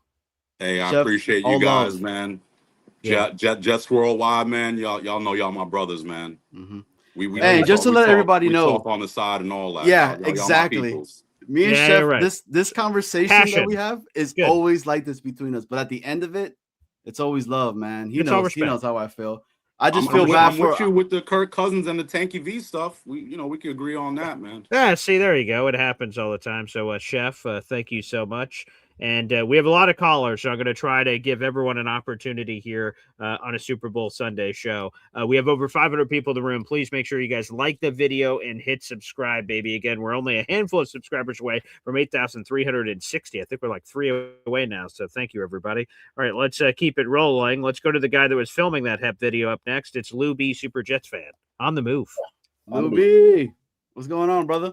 What's up, guys? Happy Super What's up, Bowl Lou? Sunday. Happy Super Bowl Sunday. I just want to say, great show on Friday. I was, with you guys. We had a great time. The show was great. When we make it to the Super Bowl, because one day we will, Oh, yeah. whatever city that is hosting this Super Bowl better get ready, because the Jet fans are going to destroy that city. I'm going to run into stores. I'm going to start looting stores, and they're going to say, "What are you doing?" And I'm going to say, "You know what I'm doing." And they're going to say, "Why are you doing this to me?" And I'm going to say, "Because you made fun of my family for years. You made fun of the Jets." Wow. They're going to think, and they're going to say, "Yeah, I did." And when the cop comes to lock me up, I'm going to say, "Officer, they made fun of my family. They made fun of the Jets for years." And Oh, the wow. cop's going to say, "So did I." And the cop's going to let us go. We're going to wreak havoc on that city. They are going to be scared, that hosting city, when we come to town, because, boy, we got so much frustration. Can you imagine, truly, that when the Jets go to the Super Bowl, what that will be like? The rage, the joy, there's so much involved in something like that. And I really can't wait for that day, because it sucks watching other teams play in the Super Bowl. Our former everything has to do with us messing up a pick for them getting Drake May, us, letting Sam, all this stuff that leads to a Super Bowl for other people, man. That's what I'm thinking today. Yeah, that's well, good thoughts, Lou B. Very good thoughts, and I can't wait. There looks like there's plenty of room in that van, so make sure you drive by and I can throw my limp carcass in the trunk, and we'll go to the Super Bowl, baby. How many stores are on Mars? Because by the time the Jets win the Super Bowl, we might be playing on Mars. I'll be with the helmet on, wrecking shit. I'll be pulling people's air tubes out. Oh, Jesus! Wow. Okay, I'm getting everybody. Everyone's in my own. If we make it to the Super Bowl, nobody's safe. That's all I have to say. Okay, that's good stuff. Lou B, You you're guys the best, have a baby. great day. Thanks, Lou. Wow. Yeah, Hey, we got BG. Dark Side Chef, Dark Side Hep, Dark Side. I'm pulling oxygen tubes out as people will suffocate on the planet Mars. We're pissed, BG. man. We're pissed. Quite a show. Yes, sir. BG. Yeah. So, are you having second thoughts of bringing Jets Worldwide Takeover on the Sunday? I'll look how many views are on the show after we're finished, and then I'll get back to you. Yeah, that's for sure. Oh, Bring the spice. well, yeah. Oh boy, let's go to the next up in the batting order. Mayday, Alon, Iowa's a very proud product here joining us here on the show. Alon? Logan Jones. When someone starts their call with the Jets are going to win the Super Bowl, you have to wonder what's in the coffee cup. Sure. There has to be like loads of alcohol in that, because that shit is hilarious. So I want to talk about the Chef Kevin call, because that went 90 different directions. About 87 of them were delusional, but 90 different directions. We'll start with that. Okay. Can we stop with the Joe Burrow talk? Please stop. Joe Burrow is not coming here. Joe Burrow was never coming here. Okay. I would love it. I would love it if it could happen. But it's not going to happen. I know It's not that. going to happen. Correct. Stop talking about that. Okay. Number 2, please stop talking about bringing in a 32-year-old linebacker in Alex Anzalone. Please. Oh, what's wrong with Alex? I don't Come need on, a Alon, you ageist. 32-year-old linebacker on this team. Okay. Why? We're getting rid of a 30-year-old. I don't need a replacement who's 32 years old. Okay. Enough. I'm fine. I just want to say this to the universe, and I know when that hits like crack 5 minutes into the legal tampering period, Alex Anzalone has agreed to a deal with the Jets. As long, and again, everything needs a caveat because there's no just take to have. As long as the money isn't crazy, and by all projections, it's not going to be. If Aaron Glenn, who's calling the defense now wants a guy that he was with for 8 of his 9 years in the league in Alex Anzalone, so what? I'm fine. He's just a guy. He's one guy. It's not like they're paying him $50 million. So if Alex Anzalone replaces Quincy Williams, okay, Goldilocks, come on down. I'm totally fine with it. Paul, his contract will be very similar to what we paid Sherwood. Mark. No way. Come on. He will get multiple years to come to this shit show. He's not 3 coming years, here for $45 million. You think he's going to be a top 5 highest paid linebacker in football? At least no way. $30 to $40 million for 3 what? years. For 3 years. Now this isn't always right, but Spotrek's projected value for Alex Anzalone is $7 million per year on a 2-year veteran deal. If he comes to the Jets, he will get much more than that. Okay? I don't know. Much. Okay, Again, we'll see what happens. Not coming to the Jets for a discount. Alan, I will have to say with the Alex Anzalone conversation, and I've said it to BG, I said it on the show on Friday. It's a year too late for me. He should have been there in the very beginning when I was talking about potentially being able to trade for him to bring him to input what you're trying to do on, because But did he fit the Wilkes defense? Because Steve Wilkes was calling plays, not HE. I don't think anybody fit the Wilkes. Fit the Wilkes defense. Well, so be it. So I don't think it's 1 year too late. Like, okay, we could see the 1 year too late thing is HE should have just from the get-go said, I'm calling plays, and maybe we have a totally different perception of how everything would have went. But he didn't call plays until this year. And then this year, as he's calling plays, there's all these rumors that Alex could come over. That totally makes sense. If Anzalone comes here, he'll come here for double digits per year. No way. Okay? No way. He will. No way. I don't think he's coming here anyhow. I think he actually wants to win. He doesn't want to end his career. Okay. Oh. Now my 3 points. Go ahead. First of all, good morning, gentlemen. Snowball, Yes. Johnny Boy, and morning, sir. Were those the 3 points? Good morning, Boy Green. Good morning, Snowball. Good morning, Johnny Boy. Because that's 3. Good night. Yeah, Good thank night. you. No. Okay, go ahead, Alon. First of all, on the game tonight, again, Yes. I mentioned this the other day. I look at the Maeve Rabel Patriots very differently than I look at the Brady Belichick Patriots. Okay. As much as people said they're going to go crazy if the Patriots win tonight, doesn't bother me. Actually, it's a phenomenal story if they can come from 4-13 and win a Super Bowl. Kudos to them. Kudos. I know it's going to kill you, Paul, but kudos to the Patriots if they can. Screw the kudos. I'm not giving them kudos. I refuse. No. Okay. I refuse. Cooties, not kudos. Kudos. Nope. Now, number 2. Please no Kirk Cousins. Okay. Kirk Cousins does not want to come here. He's going to use the Jets like he used the Jets before. He's going to go back to Minnesota for 1 year, finish his career there. I have no desire for him to come here. Again, I would trade a 5th for Jacoby Brissett. And again, I love Tanner McKee. I would pick swap to go get him. Go get a guy for 1 year, see if they're the guy, and pick your quarterback in 2027. Okay. That's number 2. And number 3, with the incident last night in Florida with what happened with James Pierce, stalking his girlfriend, hitting her with his Lamborghini, that's another spot for Will McDonald to get traded to. Okay. So, Jesus, very disturbing story, by the way, folks. A very disturbing I thought it was comical to watch. It was pretty funny, but I'll just leave it at that. But Jeff Ulbrich knows Will McDonald. That's where he needs to go. Again, I think one of Jermaine Johnson or Will McDonald gets traded. Honestly, I want to get rid of the country club mentality that Salah had here. I'd get rid of all these bums, everybody, even G5, just for you. Okay? Get rid of every one of these bums, every one of them. Start anew. Again, if the sauce package came out for G5, I would trade him tomorrow. Okay. What would the So let me ask you this, Alan. Sure. Garrett Wilson. Give me the scenario of what would it take for Garrett Wilson to be gone. Like, what is the draft capital that somebody He would just give said up it. for him? The Sauce deal, 2 2 ones and a firsts. starting player. Yes. Okay, so 2 ones and a That's starting player. Again, I look at San Francisco. I love D. Winters. I would love him to be our starting linebacker. He's young. He's hungry. I would take him, and I would take 2 number 1s to trade him. I would.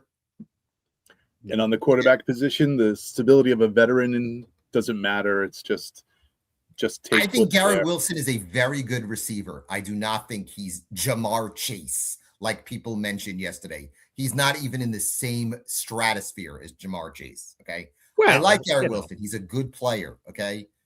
By the time this team becomes good, he'll be 28, 29 years old, and it'll be over. So why not trade him 2 years early rather than trade him too late? I'd love to see Garrett Wilson catching passes from Joe Burrow, because Jamar Chase catches passes from Joe Burrow. That must be nice. He did it in college. He's done it in the pros. I'd love to see what Garrett Wilson looks like catching passes. Garrett Wilson is on his wishes on his best day. He could be half the receiver that Jamar Chase is. Okay. Garrett Wilson is a top 17 receiver in the league. Oh, come on. He's between 12 and 17. No I'll way. say that. That's 12 and 17. That's where Garrett Wilson is. He is a 1B. That's all he is. He's a 1B. Okay. And again, if a team offers us 2 1s and a starter, I would seriously consider trading him. And again, everybody else who got infected with Robert Saleh's stench for the last couple of years, they can all leave. All of them. Brees, Jermaine, Jamian, Will, all those bums. Get rid of every single one of them and start anew. I'm not saying I know the again, answer. The pleasure was all mine. Thanks, Alon. Snowball, always a pleasure. Johnny Boy, always a pleasure. Always. Ball Boy Green, it's time to shave that again, okay? We need another. No, I don't think so. Alan. Always a pleasure, gentlemen. Alan, before you get out, hold on. Can we? Oh, never mind. He's avoiding the question. No, he's here. What is it? Oh, okay. Can I get a F the Patriots out of you? No. Goodbye, guys. Yep, see ya. Well, I'll say it. F the Patriots and Drake May. No, I'd like to know at least 14 other wide receivers that are better than Garrett Wilson. Yeah, I just again I don't know. I refuse to acknowledge. No. I know you're saying it out to the universe. I'm just saying I refuse to acknowledge this nonsense. And yes, Craig Mechanics, I can confirm no more beard bets are coming. My fiance is loving that it's going back in. I'm getting a lot more silver this time around, so she personally thanked Alon for that. I don't mind if it's silver, white, black, blue, green. I don't care. Whatever. BG and Snowball, like the Allen talk about the whole 2 1s and a player, but then he says he's like in the 12th, 17 range, right? Mm-hmm. What organization would trading that for a wide 17. receiver for a 12 to 17? No, like so it kind of like contradicts. It's contradicting. Each other. Of course it is. So right, but I don't think Garrett Wilson was one of those guys that's been affected by the whole stench of the Saleh stuff. I think he wants to win. I mean, very badly. I think all of these guys want to win. If I'm being honest with you, but they just been beat down. Like Chef Kev said before, right? If you're a bad apple, like you gotta go. But I think there are varying degrees of complaining or different ways of complaining. Like if you're infecting other players, I get it. But if you're just voicing your opinion about, how you think things have gone and you're still fiery and you want to win, like I don't hear Breece Hall saying, X about winning. I hear him, looking mopey at the podium about, I don't know. I'm just saying, like, there's varying degrees and the way it's interpreted. So, yeah, and I love Garrett. I love his passion. I love his desire to win. I love that it's infectious, and sometimes it's perceived away like, oh, look at this guy over here. But like every time, like he was asked a question, so he was going through his first couple of seasons about like, 1,000 yards, 100 receptions, double-digit touchdowns, all these things. Like, what's the most important to you? He just kept reiterating winning. Winning is most important to me. Stats are stats, whatever. Like, obviously, he doesn't just want to have 200 yards receiving. He wants to. But T.O. used to have this thing. I've always loved T.O. Terrell Owens. I've always loved him as a wide receiver. I will go to my grave thinking he's the second greatest receiver of all time in NFL history. And the quote he has, I think gets misinterpreted all the time, is he says this. He says, if I get the ball, we're going to win games because I am that confident in my own abilities. It's not me getting the ball, so I'm on Pro Bowls and All Pros and this. He says, I can affect the game. Get me involved. That leads to wins. So he wanted it to win games. That was his whole thing. And everyone's just saw the crunches in the driveway and all this other crap about it. Now, Garrett's not quite in that pool, but he just has this desire, this passion to win. And I think that should be infectious. And I want 53 Garrett Wilsons on the team. So again, there is... I quote the $1 Million Man every once in a while. Everybody's got a prize. Cue laughing. Ha ha ha ha ha ha ha. But like for me, not everyone has a prize. There is no prize someone can pay a Garrett Wilson. I want to get rid of him. I want to keep him. I want him to be a Jet for life, and we'll see if that can happen. Let's keep the phone lines rolling here on the program. Lots of people want to get involved in the show. Up next is Mr. Famous Fulton. Morning, Paul. Hey, are you heading to your basketball game? Yes, I am. Okay, beautiful. We've got Snowball and Johnny Boy also here on the show. Hey, Johnny. Hey, Snowball. How you guys doing? What's up, Mr. Fulton? How are you, man? Good luck today. Make sure you dunk on somebody. Yeah, thank you. Yeah, Like how tall are you? Yeah, Mr. I won't. Oh, you won't, but that's okay. How tall are you, Mr. Famous Fulton? Yeah. Well, let's see. How tall am I, Mom? You know? How tall? Yeah. 5'6". 5'6". All right. Well, that's much taller than me, so I appreciate you, Mr. Famous Fulton. So good for you. So okay, just make sure you try your hardest out there. Try to score some points. Set up your teammates a couple of times. Don't be selfish. I know Mr. Famous Fulton. You're probably going to get double teamed, triple teamed often when you're out there. Don't be afraid to sort of dish the rock and sort of set up some assists for your teammates. Yep. So I got to be on court 6 at 10:10 this morning, so I gotta get that. Wow, that is specific. Okay. Well, don't be afraid to set a hard screen, get that involved, run a little man defense, a little bit of zone defense. Don't be afraid of some perimeter activity that can just sort of get some people away from the paint a little bit, open up some inside opportunities for some of your teammates. If you start making it rain from downtown, draining threes, some perimeter shooting that could be involved in the game plan today, pal. Mm-hmm. There is no iron team. And then if we win, Famous Fulton. That's true. That's 100%. Yeah. Can confirm that. If we win our first game, we'll play our second game at 1:30. If we don't, we'll play at 12:30. Oh, nice. Okay, good. We have some advice from the audience. Luis Cuban, USA, says, light them up like a Christmas tree, Mr. Famous Fulton. So light up that defense. Light them up like a Christmas tree. All right. Yep, I should do that. He also says, shake him like a bag of chips. Feel free to do that. Yeah, if you can. Okay. All right. Okay. And one more. So you have the shakes to make them quake. You have the fries that'll cross their eyes, and you just have burgers. So make sure you think about that while you're on the court today. Okay, Mr. Famous Fulton? Okay. Yep. Snowball, do you have any tips for me for my basketball today? For your basketball, make it rain. Make it rain all day, every day. Make it rain. 3s and 2s. There you go. Jam it if you can. There you go. All right. All right. Good luck, Mr. Famous Fulton. I hope you and your mom have a great day today. Yeah, home gold. There you go. Bring home the gold. There he is, Mr. Famous Fulton, or as a lot of people like to say in the universe.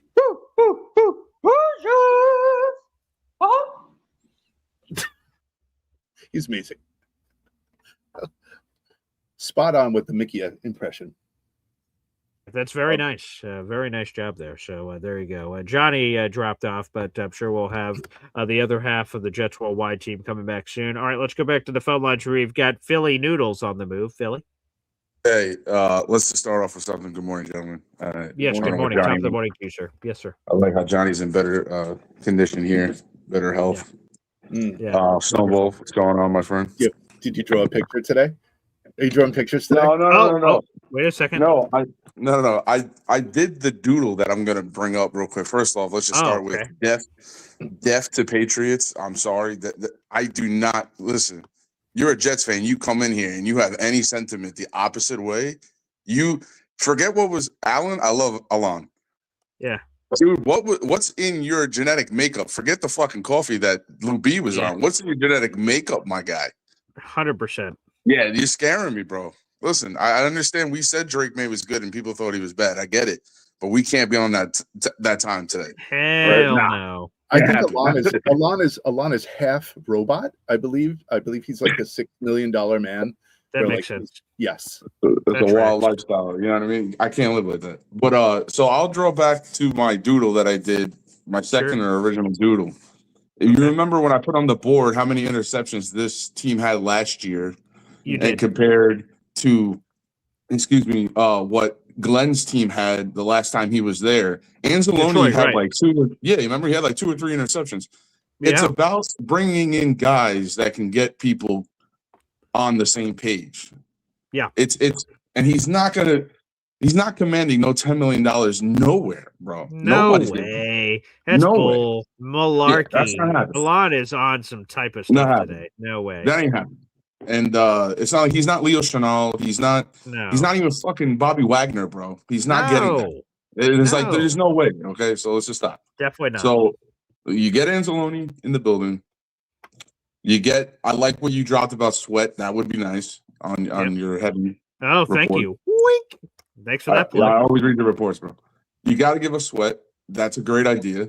I just think they should extend Pittman. They should extend Briggs. Just get whoever in the books that you need for your team extended. Because now not only are they playing with some fire, now they're playing with and they brought me back. I'm not having these thoughts of am I here, am I playing for a contract year? No.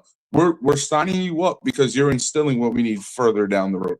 Now, Harrison Phillips was a slight disappointment, but we also got him for pennies on the dollar.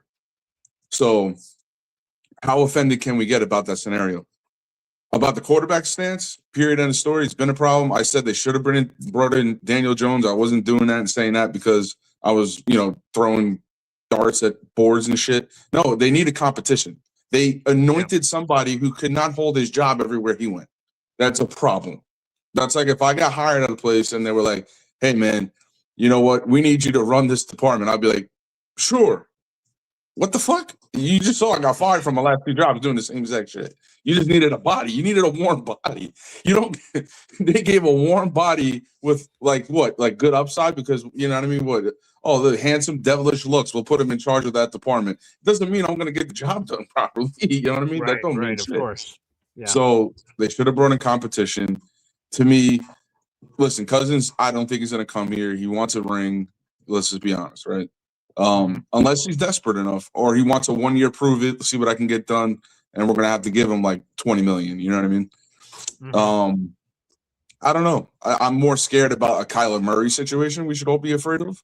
Yeah. But Frank Wright's got his type. And if he gets his type, then we'd be probably as a whole feeling better about it being a bigger quarterback who could take a hit or a guy who doesn't get injured and a guy who's in it to win it.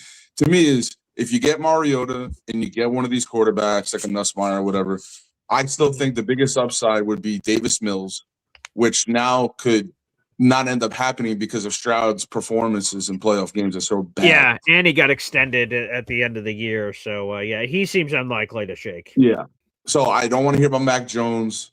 Why are we giving up a second? Because, they're going to ask for something nasty, like a third, a second. We don't even have a third this year, so you're going to give up another future. Right. No. So, I mean, to me, Mariota is an option. Okay. Carson Wentz can end up being an option because of Frank Reich. Right. Yeah.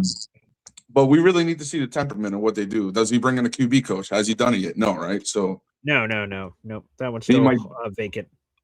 I just feel like he might double up on himself and maybe be the QB coach. He could have be somebody. Both. That could happen, right?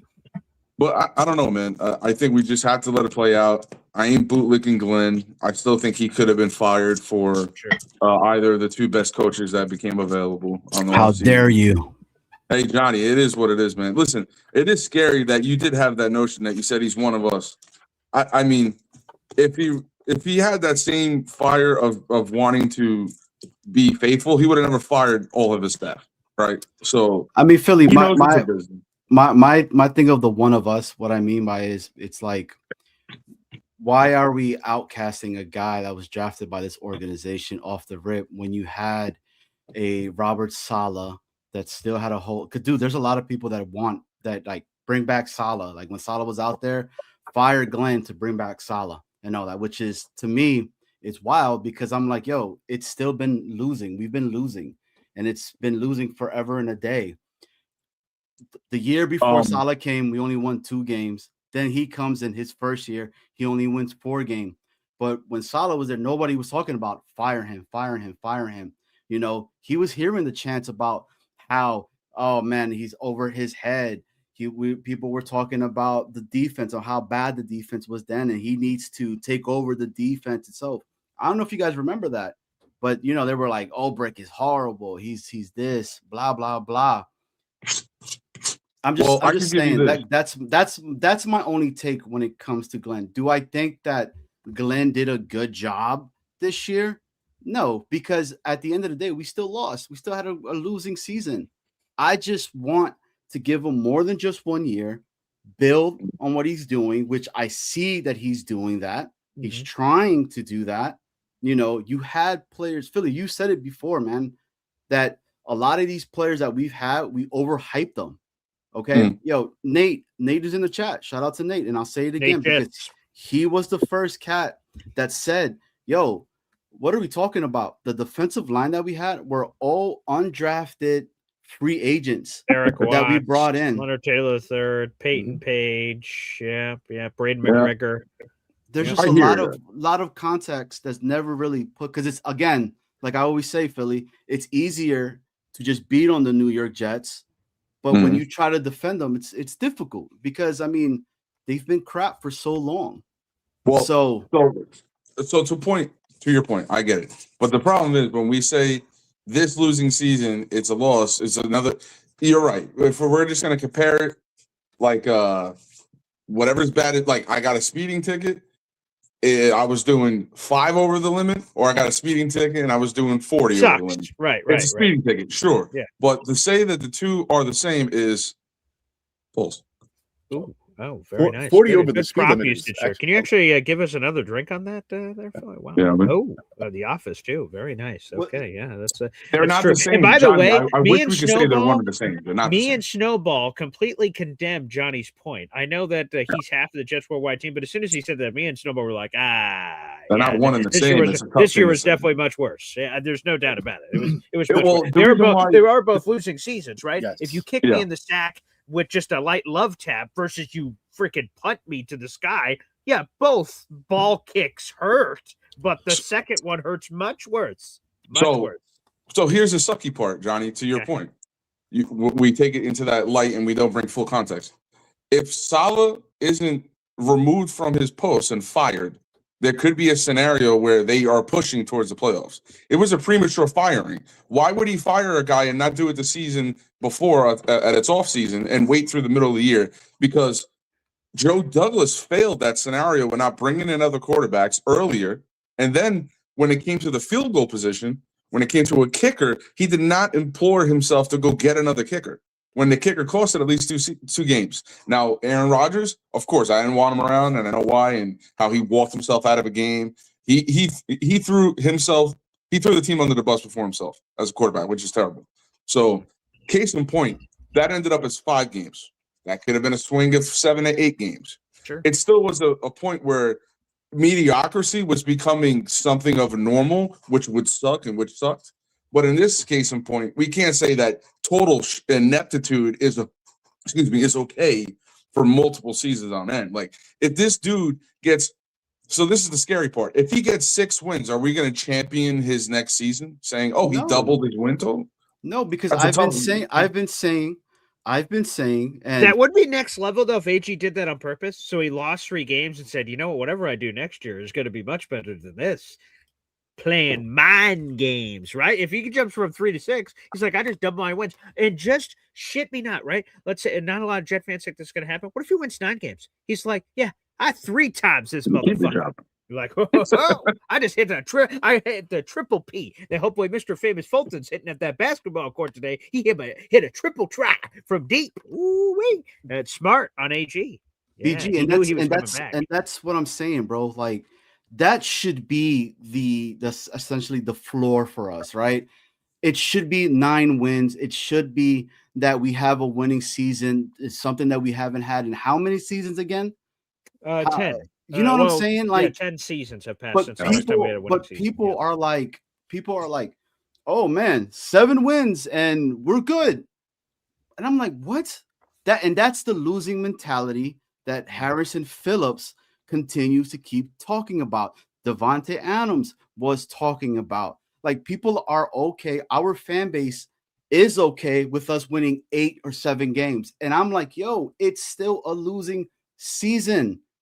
I don't care how you flip it, change it. Look, if the quarterback throws for 5,000 yards, right? Like let's just say we get a quarterback that throws for 5,000 yards, right? But he has the same record. Are you guys okay with that?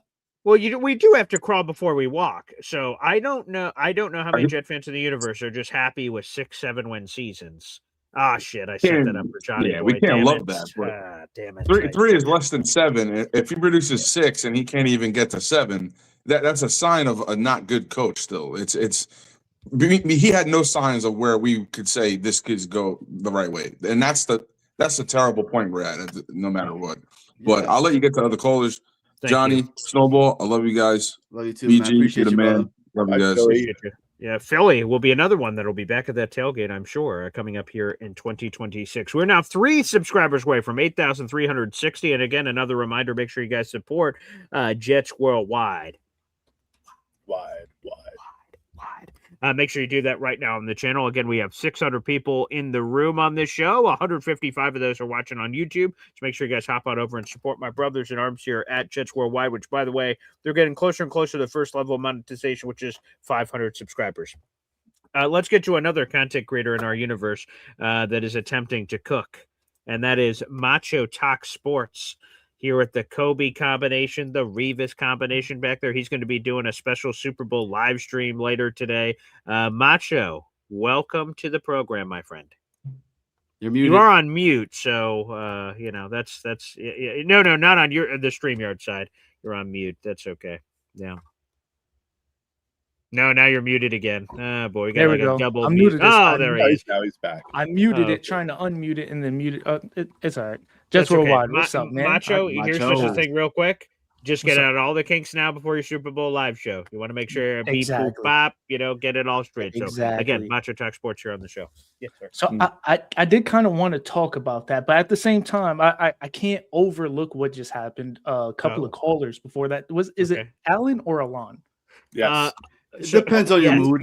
Depends on your mood. This is the real thing. My radio partner that's on my other digital show, the Man Shot Show at Boy Green Digital, he knows Alon from his past. They used to do college radio together, which is crazy. And yes, apparently how he pronounces it is Alon, but Alon apparently doesn't care because he's been called Alan. He's been called everything in the book.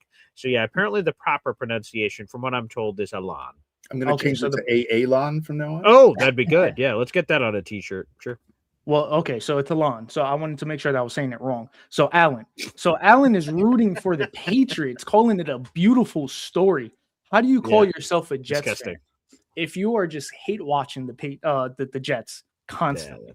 I've never heard anything positive come out of his mouth from a Patriot, from a Jets standpoint, let alone rooting for the Patriots, calling it a beautiful story, saying that the Jets will never win a Super Bowl. On top of that, you're not even hoping that your team would win a Super Bowl in the future. I can understand if you're saying it's not going to happen next year. Not realistic, maybe. Understandable. But to never win it, what's the point? What is the point for rooting for a team if you are constantly just going to hate on them?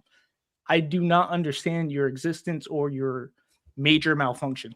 Because that's my chase. Because I don't get know what I can't jump into other Jet fans' heads. That's not a superpower I have, nor one I wish to have. By the way, I want to make that clear. If there's some radioactive spider hanging around, I don't get it. that every year the thing that drives me is like, man, this could be the year the Jets win the Super Bowl. And Alon apparently thinks that thought is crazy. But like, whenever someone inevitably later today hoists that Lombardi, and for the love of God, I hope it's Sam Darnold and not Drake May. That I'm going to just be closing my eyes and going like, yeah, well, I don't know who the hell our quarterback is, but whoever that person is holding up that trophy. And I'm going, yeah, we've reached it. I can't even imagine the emotions that would go through my head in that moment, the season that would take us there, ups and downs, inevitably, of winning games, losing games, playoff games, the intensity. Holy shit, we're in the Super Bowl. Holy crap, we're up with 5 minutes to go. Oh, geez. Like, I can't even imagine what my little peanut brain would do if that happened. So, but I wish for that every year. I have to say something real quick, Macho. Dude. The Drake May thing with, like, people might not like it. I don't give two shits if what people think, right? I've always said that.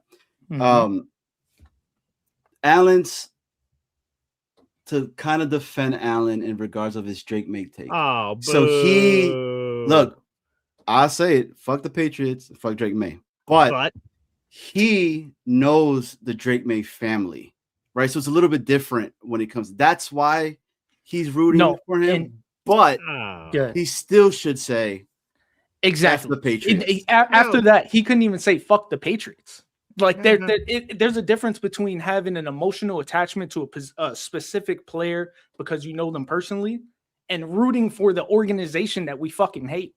And like, by the way, with this access that he has, I totally disagree, Johnny. You're like, well, he knows the family. Okay, great. Then he could give this message to their face. Fuck the Patriots to their face because he knows them. Oh, he can drive on over. Yippity doo dah. Hey, Drake, I'm glad we know each other. Yeah, fuck you and your family and the Patriots. Fuck them all. No, fuck the parents for making you. All of them. It's not in Allen's. It's not in Allen's DNA to do that. Again, I believe he is half robot, or he is like Mr. Spock, right? If it's not logical, it's done. So I understand his thought patterns, and I get it. If it's not success, it's failure. So it's just and again, I mean, I'm being a little facetious. Like I like Drake May. I personally like Drake May, and I don't care. But I was rooting for him in college. So obviously, now that he's on the Patriots, though, I'm not actively rooting for Drake May. I like Drake May, but I don't want him to win a fucking game while he's on the Patriots. Right. Once he leaves, then I can root for you. And I can understand maybe you don't want to root for the Seahawks. You don't have to root for the Seahawks, but you don't actively root for the enemy. It's just there's a balance there, and it seems like he actively goes against the opposite side just for the reaction. Which I mean, by the way, guys. It definitely does. Alon gets a lot of eye candy on the show, that's for sure. This is just a random thought, guys. I want to make sure I get to it because we are going to end the show here in the near future. But I want to make sure I get this before I forget.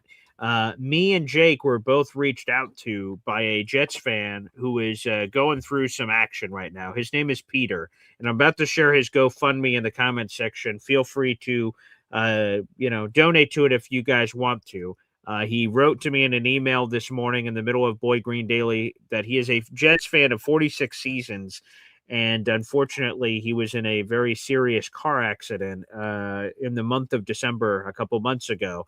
And he's been trying to, get back on his feet. He uses his car for his job, and he's been struggling. And he reached out to both Jake and I to see if we could spread the gospel and spread some word and spread some Jet love in the community for this Jets fan out in the universe. Again, if you guys are in a position to do so, feel free. I just posted it on Facebook and YouTube. That is a direct link to his GoFundMe.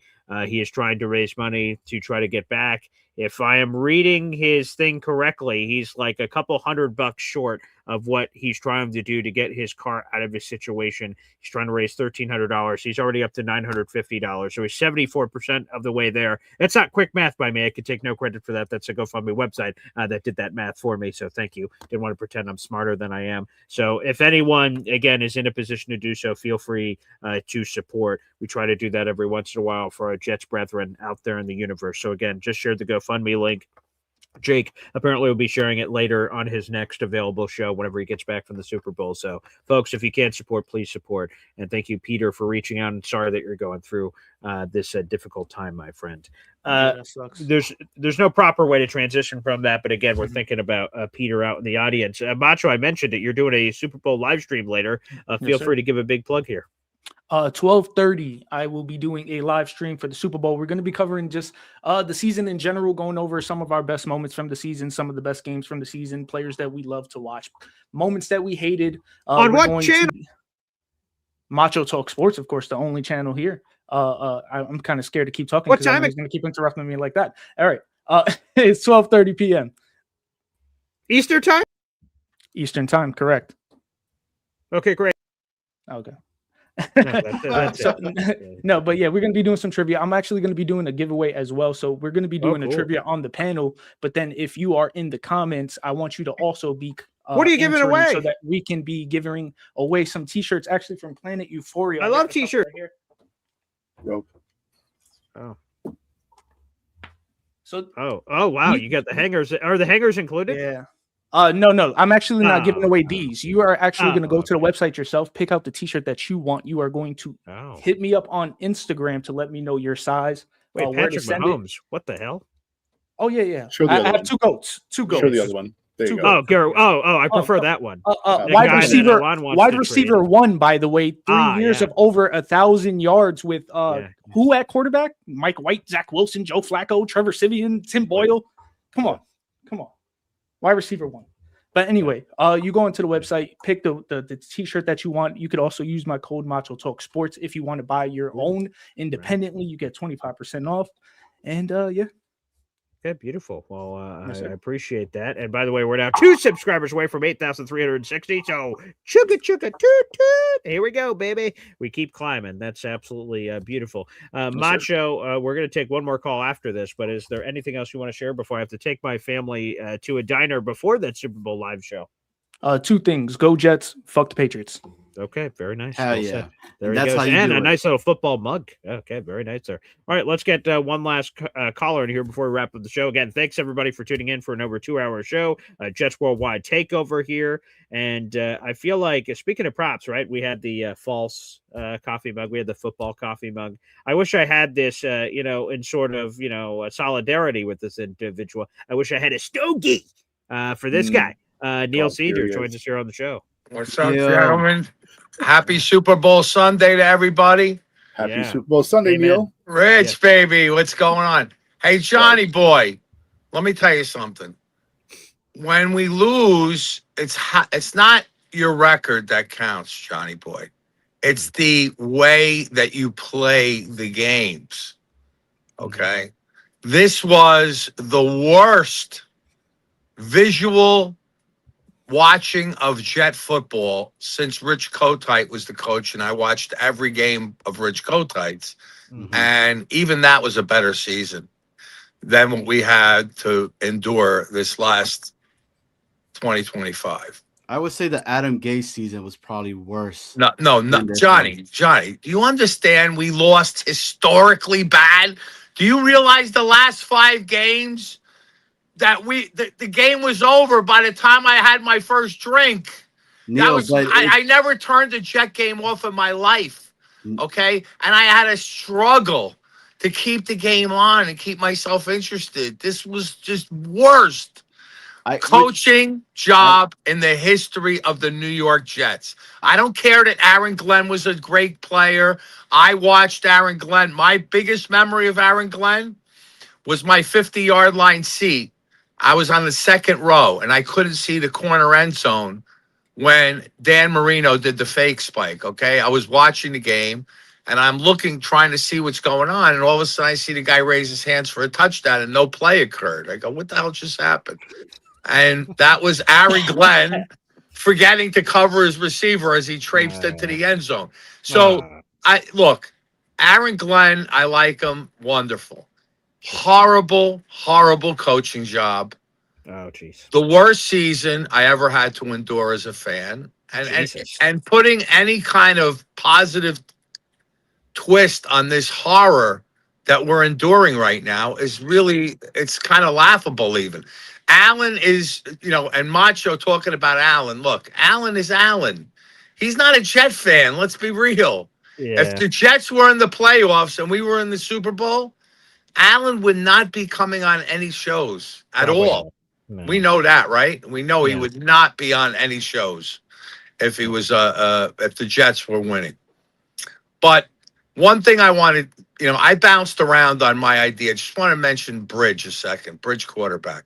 Okay. Sure. Hey, hold on, Neil. Before you get into that, go ahead. Before you get into that,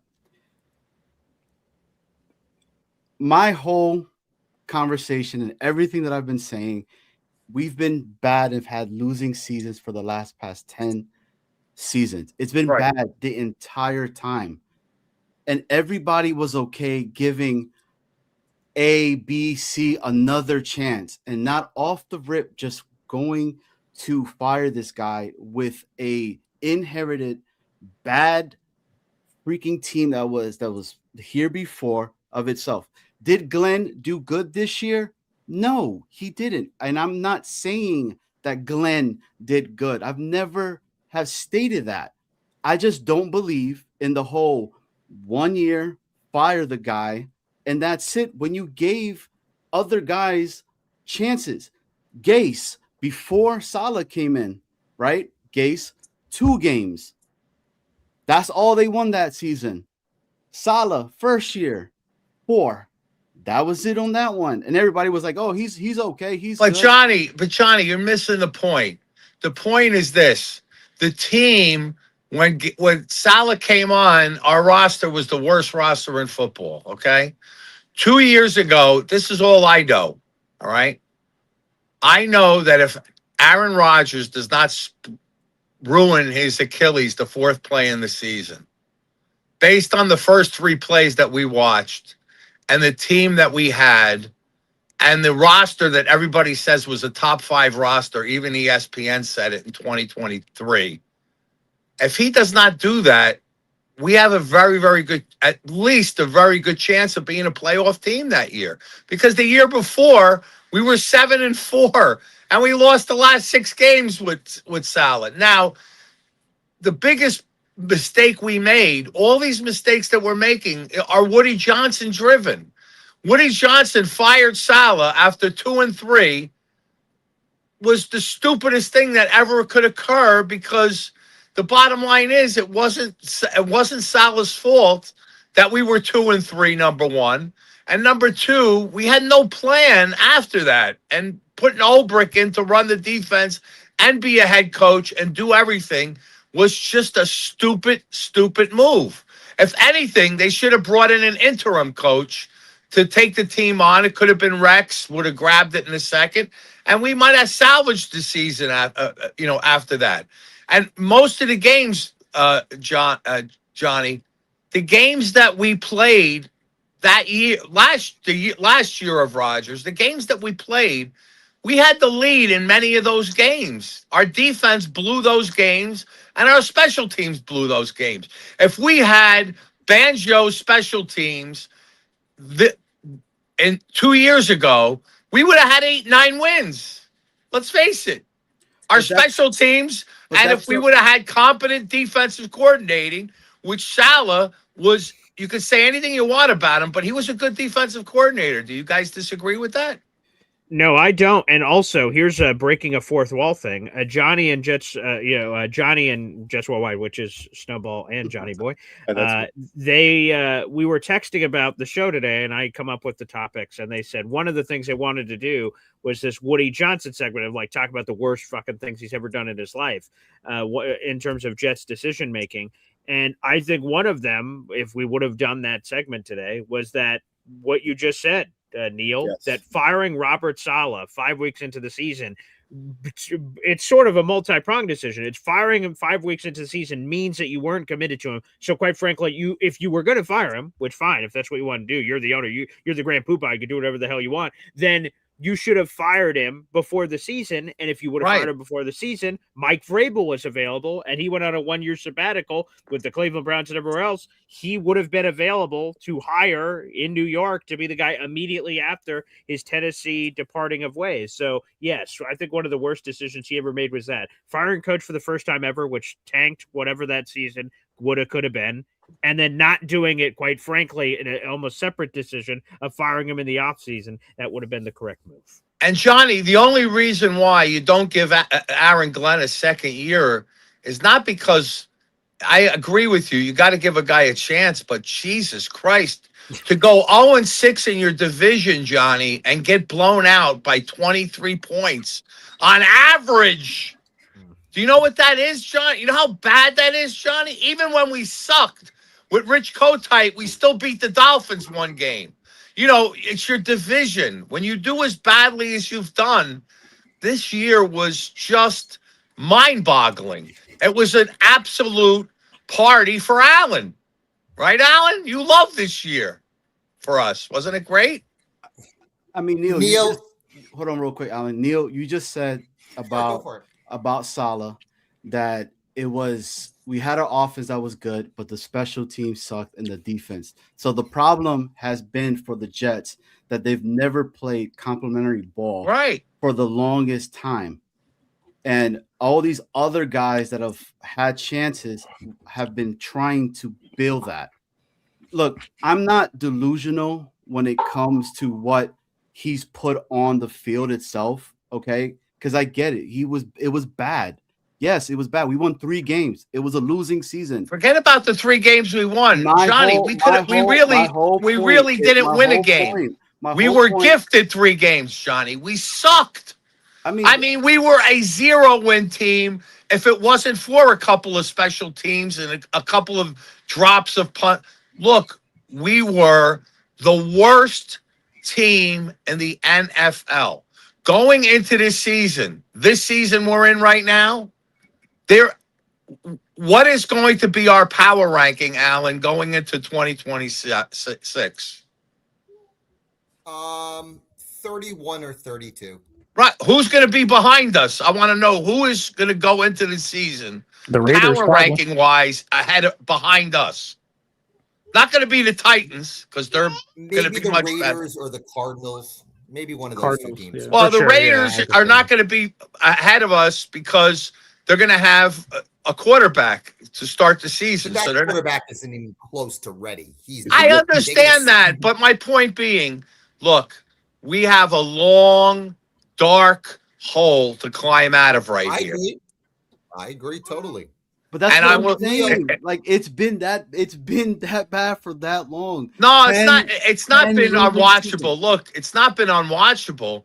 I have hope, and I'm a very positive Jet fan. I had a lot of hope the last 3 years. It's not been a complete shit show. Like I said, where it turned was that 2-3 loss, and Woody pulling the plug on Saleh at 2-3 was the biggest mistake. I was at that Patriot game and I humped the Drake May jersey. And that game when Rodgers threw 4 touchdowns and we looked like a really, really good team at 2-1. People had a lot of hope at that point in the season. And for us to lose a couple of games, which happens in a lot of good teams, to throw the towel in on them at that point was a huge mistake. Wow. Noodles wanted me to present Exhibit A. BG, throw the Woody t-shirt on the air, please. And this was a t-shirt idea from Philly Noodles, where Woody Johnson is a top 32 best owner in the National Football League. So salute to Woody here. Very nice. Thank you, Philly, for that. Beautiful. Yeah, he's the top 32 owner. Can I make 2 comments, please? Yeah. Johnny. Everybody. It will go around to finish off here. Yes. Okay. One to Johnny.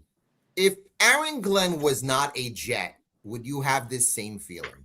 Yes. You would? I would. I cannot believe that because you continue to mention that Aaron Glenn is one of ours. Okay? If Aaron Glenn was not one of ours, you would have a completely different mindset about one and dunning him. I I really would truly not. believe that. I would That's not why I argue with because, Paul all the time about but that. I If don't Aaron Glenn believe, was not one of ours, what? I don't believe in just firing somebody for 1 year when you inherit the crap that was given from the previous regime. It wasn't crap though, You have Johnny. It wasn't crap. We didn't have. We still had eight of our returning.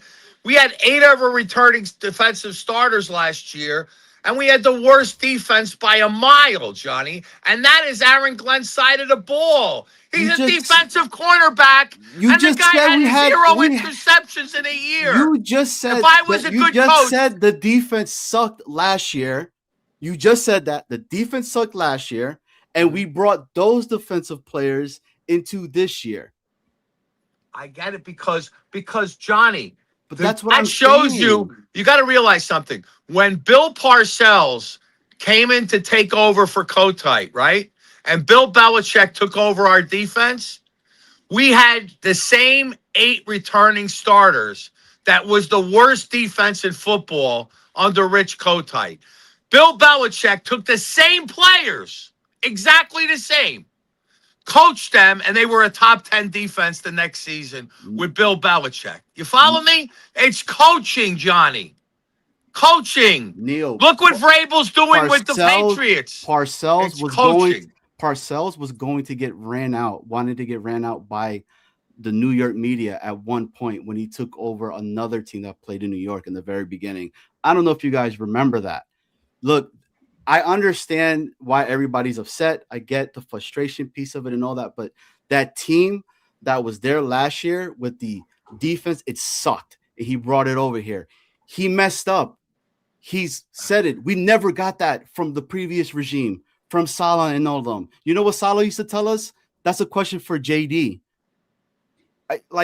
That's my whole point. And Alan, yes, I would still give it a try, even if he wasn't a Jet. And what I mean by the whole that he's one of us is why would we not, as a Jets fan base, when we've really never had anything that good, it's always been pretty bad for us, not give a guy that came in and was like, I remember 98, because you guys remember 98. I remember 98. Just has these things. He's a New York Jet. He was drafted by this. It means something to him.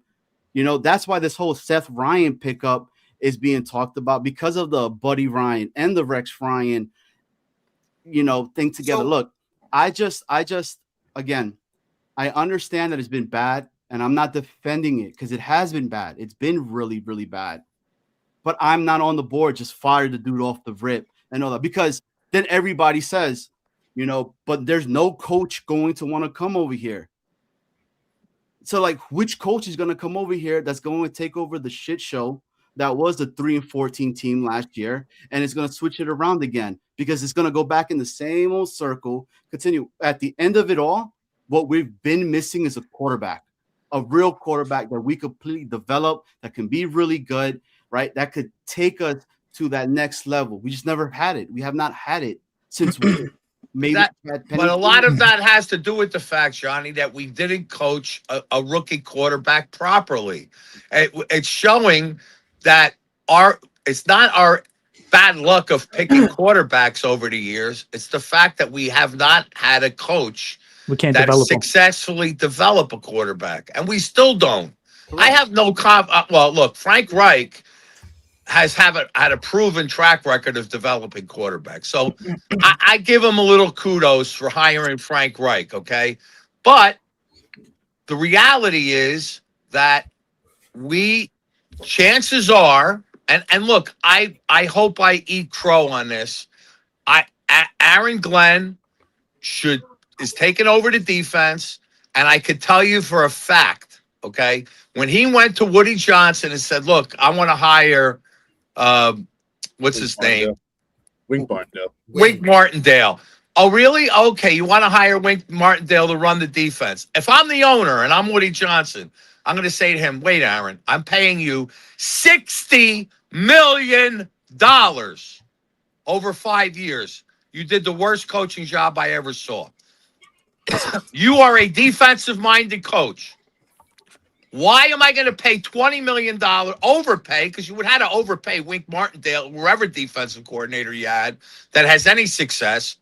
Why would I pay them when you're on the hot seat and defense is your side of the ball? Take the headphones, call the defense, and if our defense improves, you got maybe a chance to stay on. If our defense doesn't improve, you're gone after we're first 0-5 season, and Frank Reich could take over if the offense is doing better. I mean, look, let's be real. If the offense improves with Frank Reich and the defense is still bottom third and we win one game out of the first 5, we're still going to want to fight. He's still going to want to fire Aaron Glenn because the defense is not improving. It has to improve. And I don't mean go from 32 to 30 or 25. They better turn this defense around big time. Otherwise, he's gone. Yeah, we'll see if he can. So here's what we'll do, guys, because I have to run to the diner. So let's go around the room and get your Super Bowl predictions. Neil, give it to us. Look, my heart, I want Sam Darnold to. I don't want the Patriots to win a Super Bowl. I don't. I dread it. Okay. Oh God. But but I'm going to say this: the game is going to come down to a couple of turnovers, and I'm really worried about Sam Darnold turning the ball over more than I am worried about Drake May turning it over. I am. But that being said, all right, I'm going to say Seattle. I think it's an over game, guys. I think it's an over game. Okay. All right. I think it's going to be 34-28 Seattle. Oh, thank God. Woohoo! Thank God. Shit. There he is. Neil. Whoa, we're losing everybody here. So Neil's prediction, 34-28 Seattle win. All right, let's go next. Macho, you're up. What's the official score prediction? Go. 28-0. Oh, wow. Okay. 28-0. Boom. All right, next. All right, Alon, give us your official score prediction. Again, I had 34-17 Seahawks, but if the game's close in the fourth quarter, I'll take the Patriots. So it's a little catch-22, but I think the Seahawks are a better team. They should win by double digits. If it's close in the fourth, I'll take the Patriots. But 28-0 just had me laughing. Just I'll just leave it at that. There you go. Beautiful. Okay, that's another one there. Okay. All right, Johnny Boy and Snowball will, of course, allow you to plug Jets Worldwide one more time and then also give your official score predictions if we didn't give that earlier. So give the predictions, and then we'll give one more plug to Jets Worldwide. Go ahead, Johnny. Hey, first off, BG, thank you so much for having us on the show. Sure. We appreciate you giving us the opportunity to come up here, showcase what Jets Worldwide can do. And if you guys want, come on over, check Jets Worldwide. We stream every Friday at 7:30. We bring different guests. We look at different views of stuff. Some people might not like what we have to say and our opinions and everything, but at the end of the day, we just want this Jets team to succeed and to win. And my prediction for the game, I have it 31-13. Seattle Seahawks, F the Patriots, F Ray-Roll, and that's where I'm at. I think it's going to be a blowout. So okay, 31-13, Seahawks win. Snowball. Yeah, 24-17 Seahawks. Write it down. Thank you so much for letting us on. Again, I want to make a plea to everyone watching now and in the future. If you have a chance, no, not even if you have a chance, do it now. Call to action. Yeah. Right. 100%. Go to YouTube, go to @Jets Worldwide, hit the subscribe button. I've been checking the memberships the subscriptions as we're doing the show. We're sitting at 397 right now. We need 3 more, actually 4. We need 4 more right now to put us over 400. So get us there. Then we'll be 99 away. Mark Gastineau away from first goal of 500 subscribers. Get in the mystery box chance. We're on every Friday night at 7:30 p.m. Eastern Standard Time. Like Johnny said, sometimes we're Jets fans. We have different opinions. We're going to see things differently. I have Johnny's back always. I didn't speak as much as I maybe should have during the course of the show, but listen, I've been in positions where I've had to put people in positions of power. Aaron Glenn, I understand. Look bad. I'm not a person to fire people after 1 year. Also, I'm in it to win it. I know we're going to see what happens. And Neil, I love you, but even if Aaron Glenn loses the first 6 games of the season, Woody Johnson is sticking with him. Think about it this way. If he continues to stink up the joint for the rest of the season, what happens to your draft capital potential at the end of the season? So you know what? We win, we lose, whatever. Hopefully Aaron Glenn improves, learns from his mistakes, and improves the coaching and gets it right this year. I'm done. That's what we can hope for. That is absolutely what we can hope for, all coming together. So yes, my Super Bowl prediction is I believe that the Seahawks will win. And by the way, congratulations, Jets Worldwide just hit 400 subscribers, baby. Let's go. All right.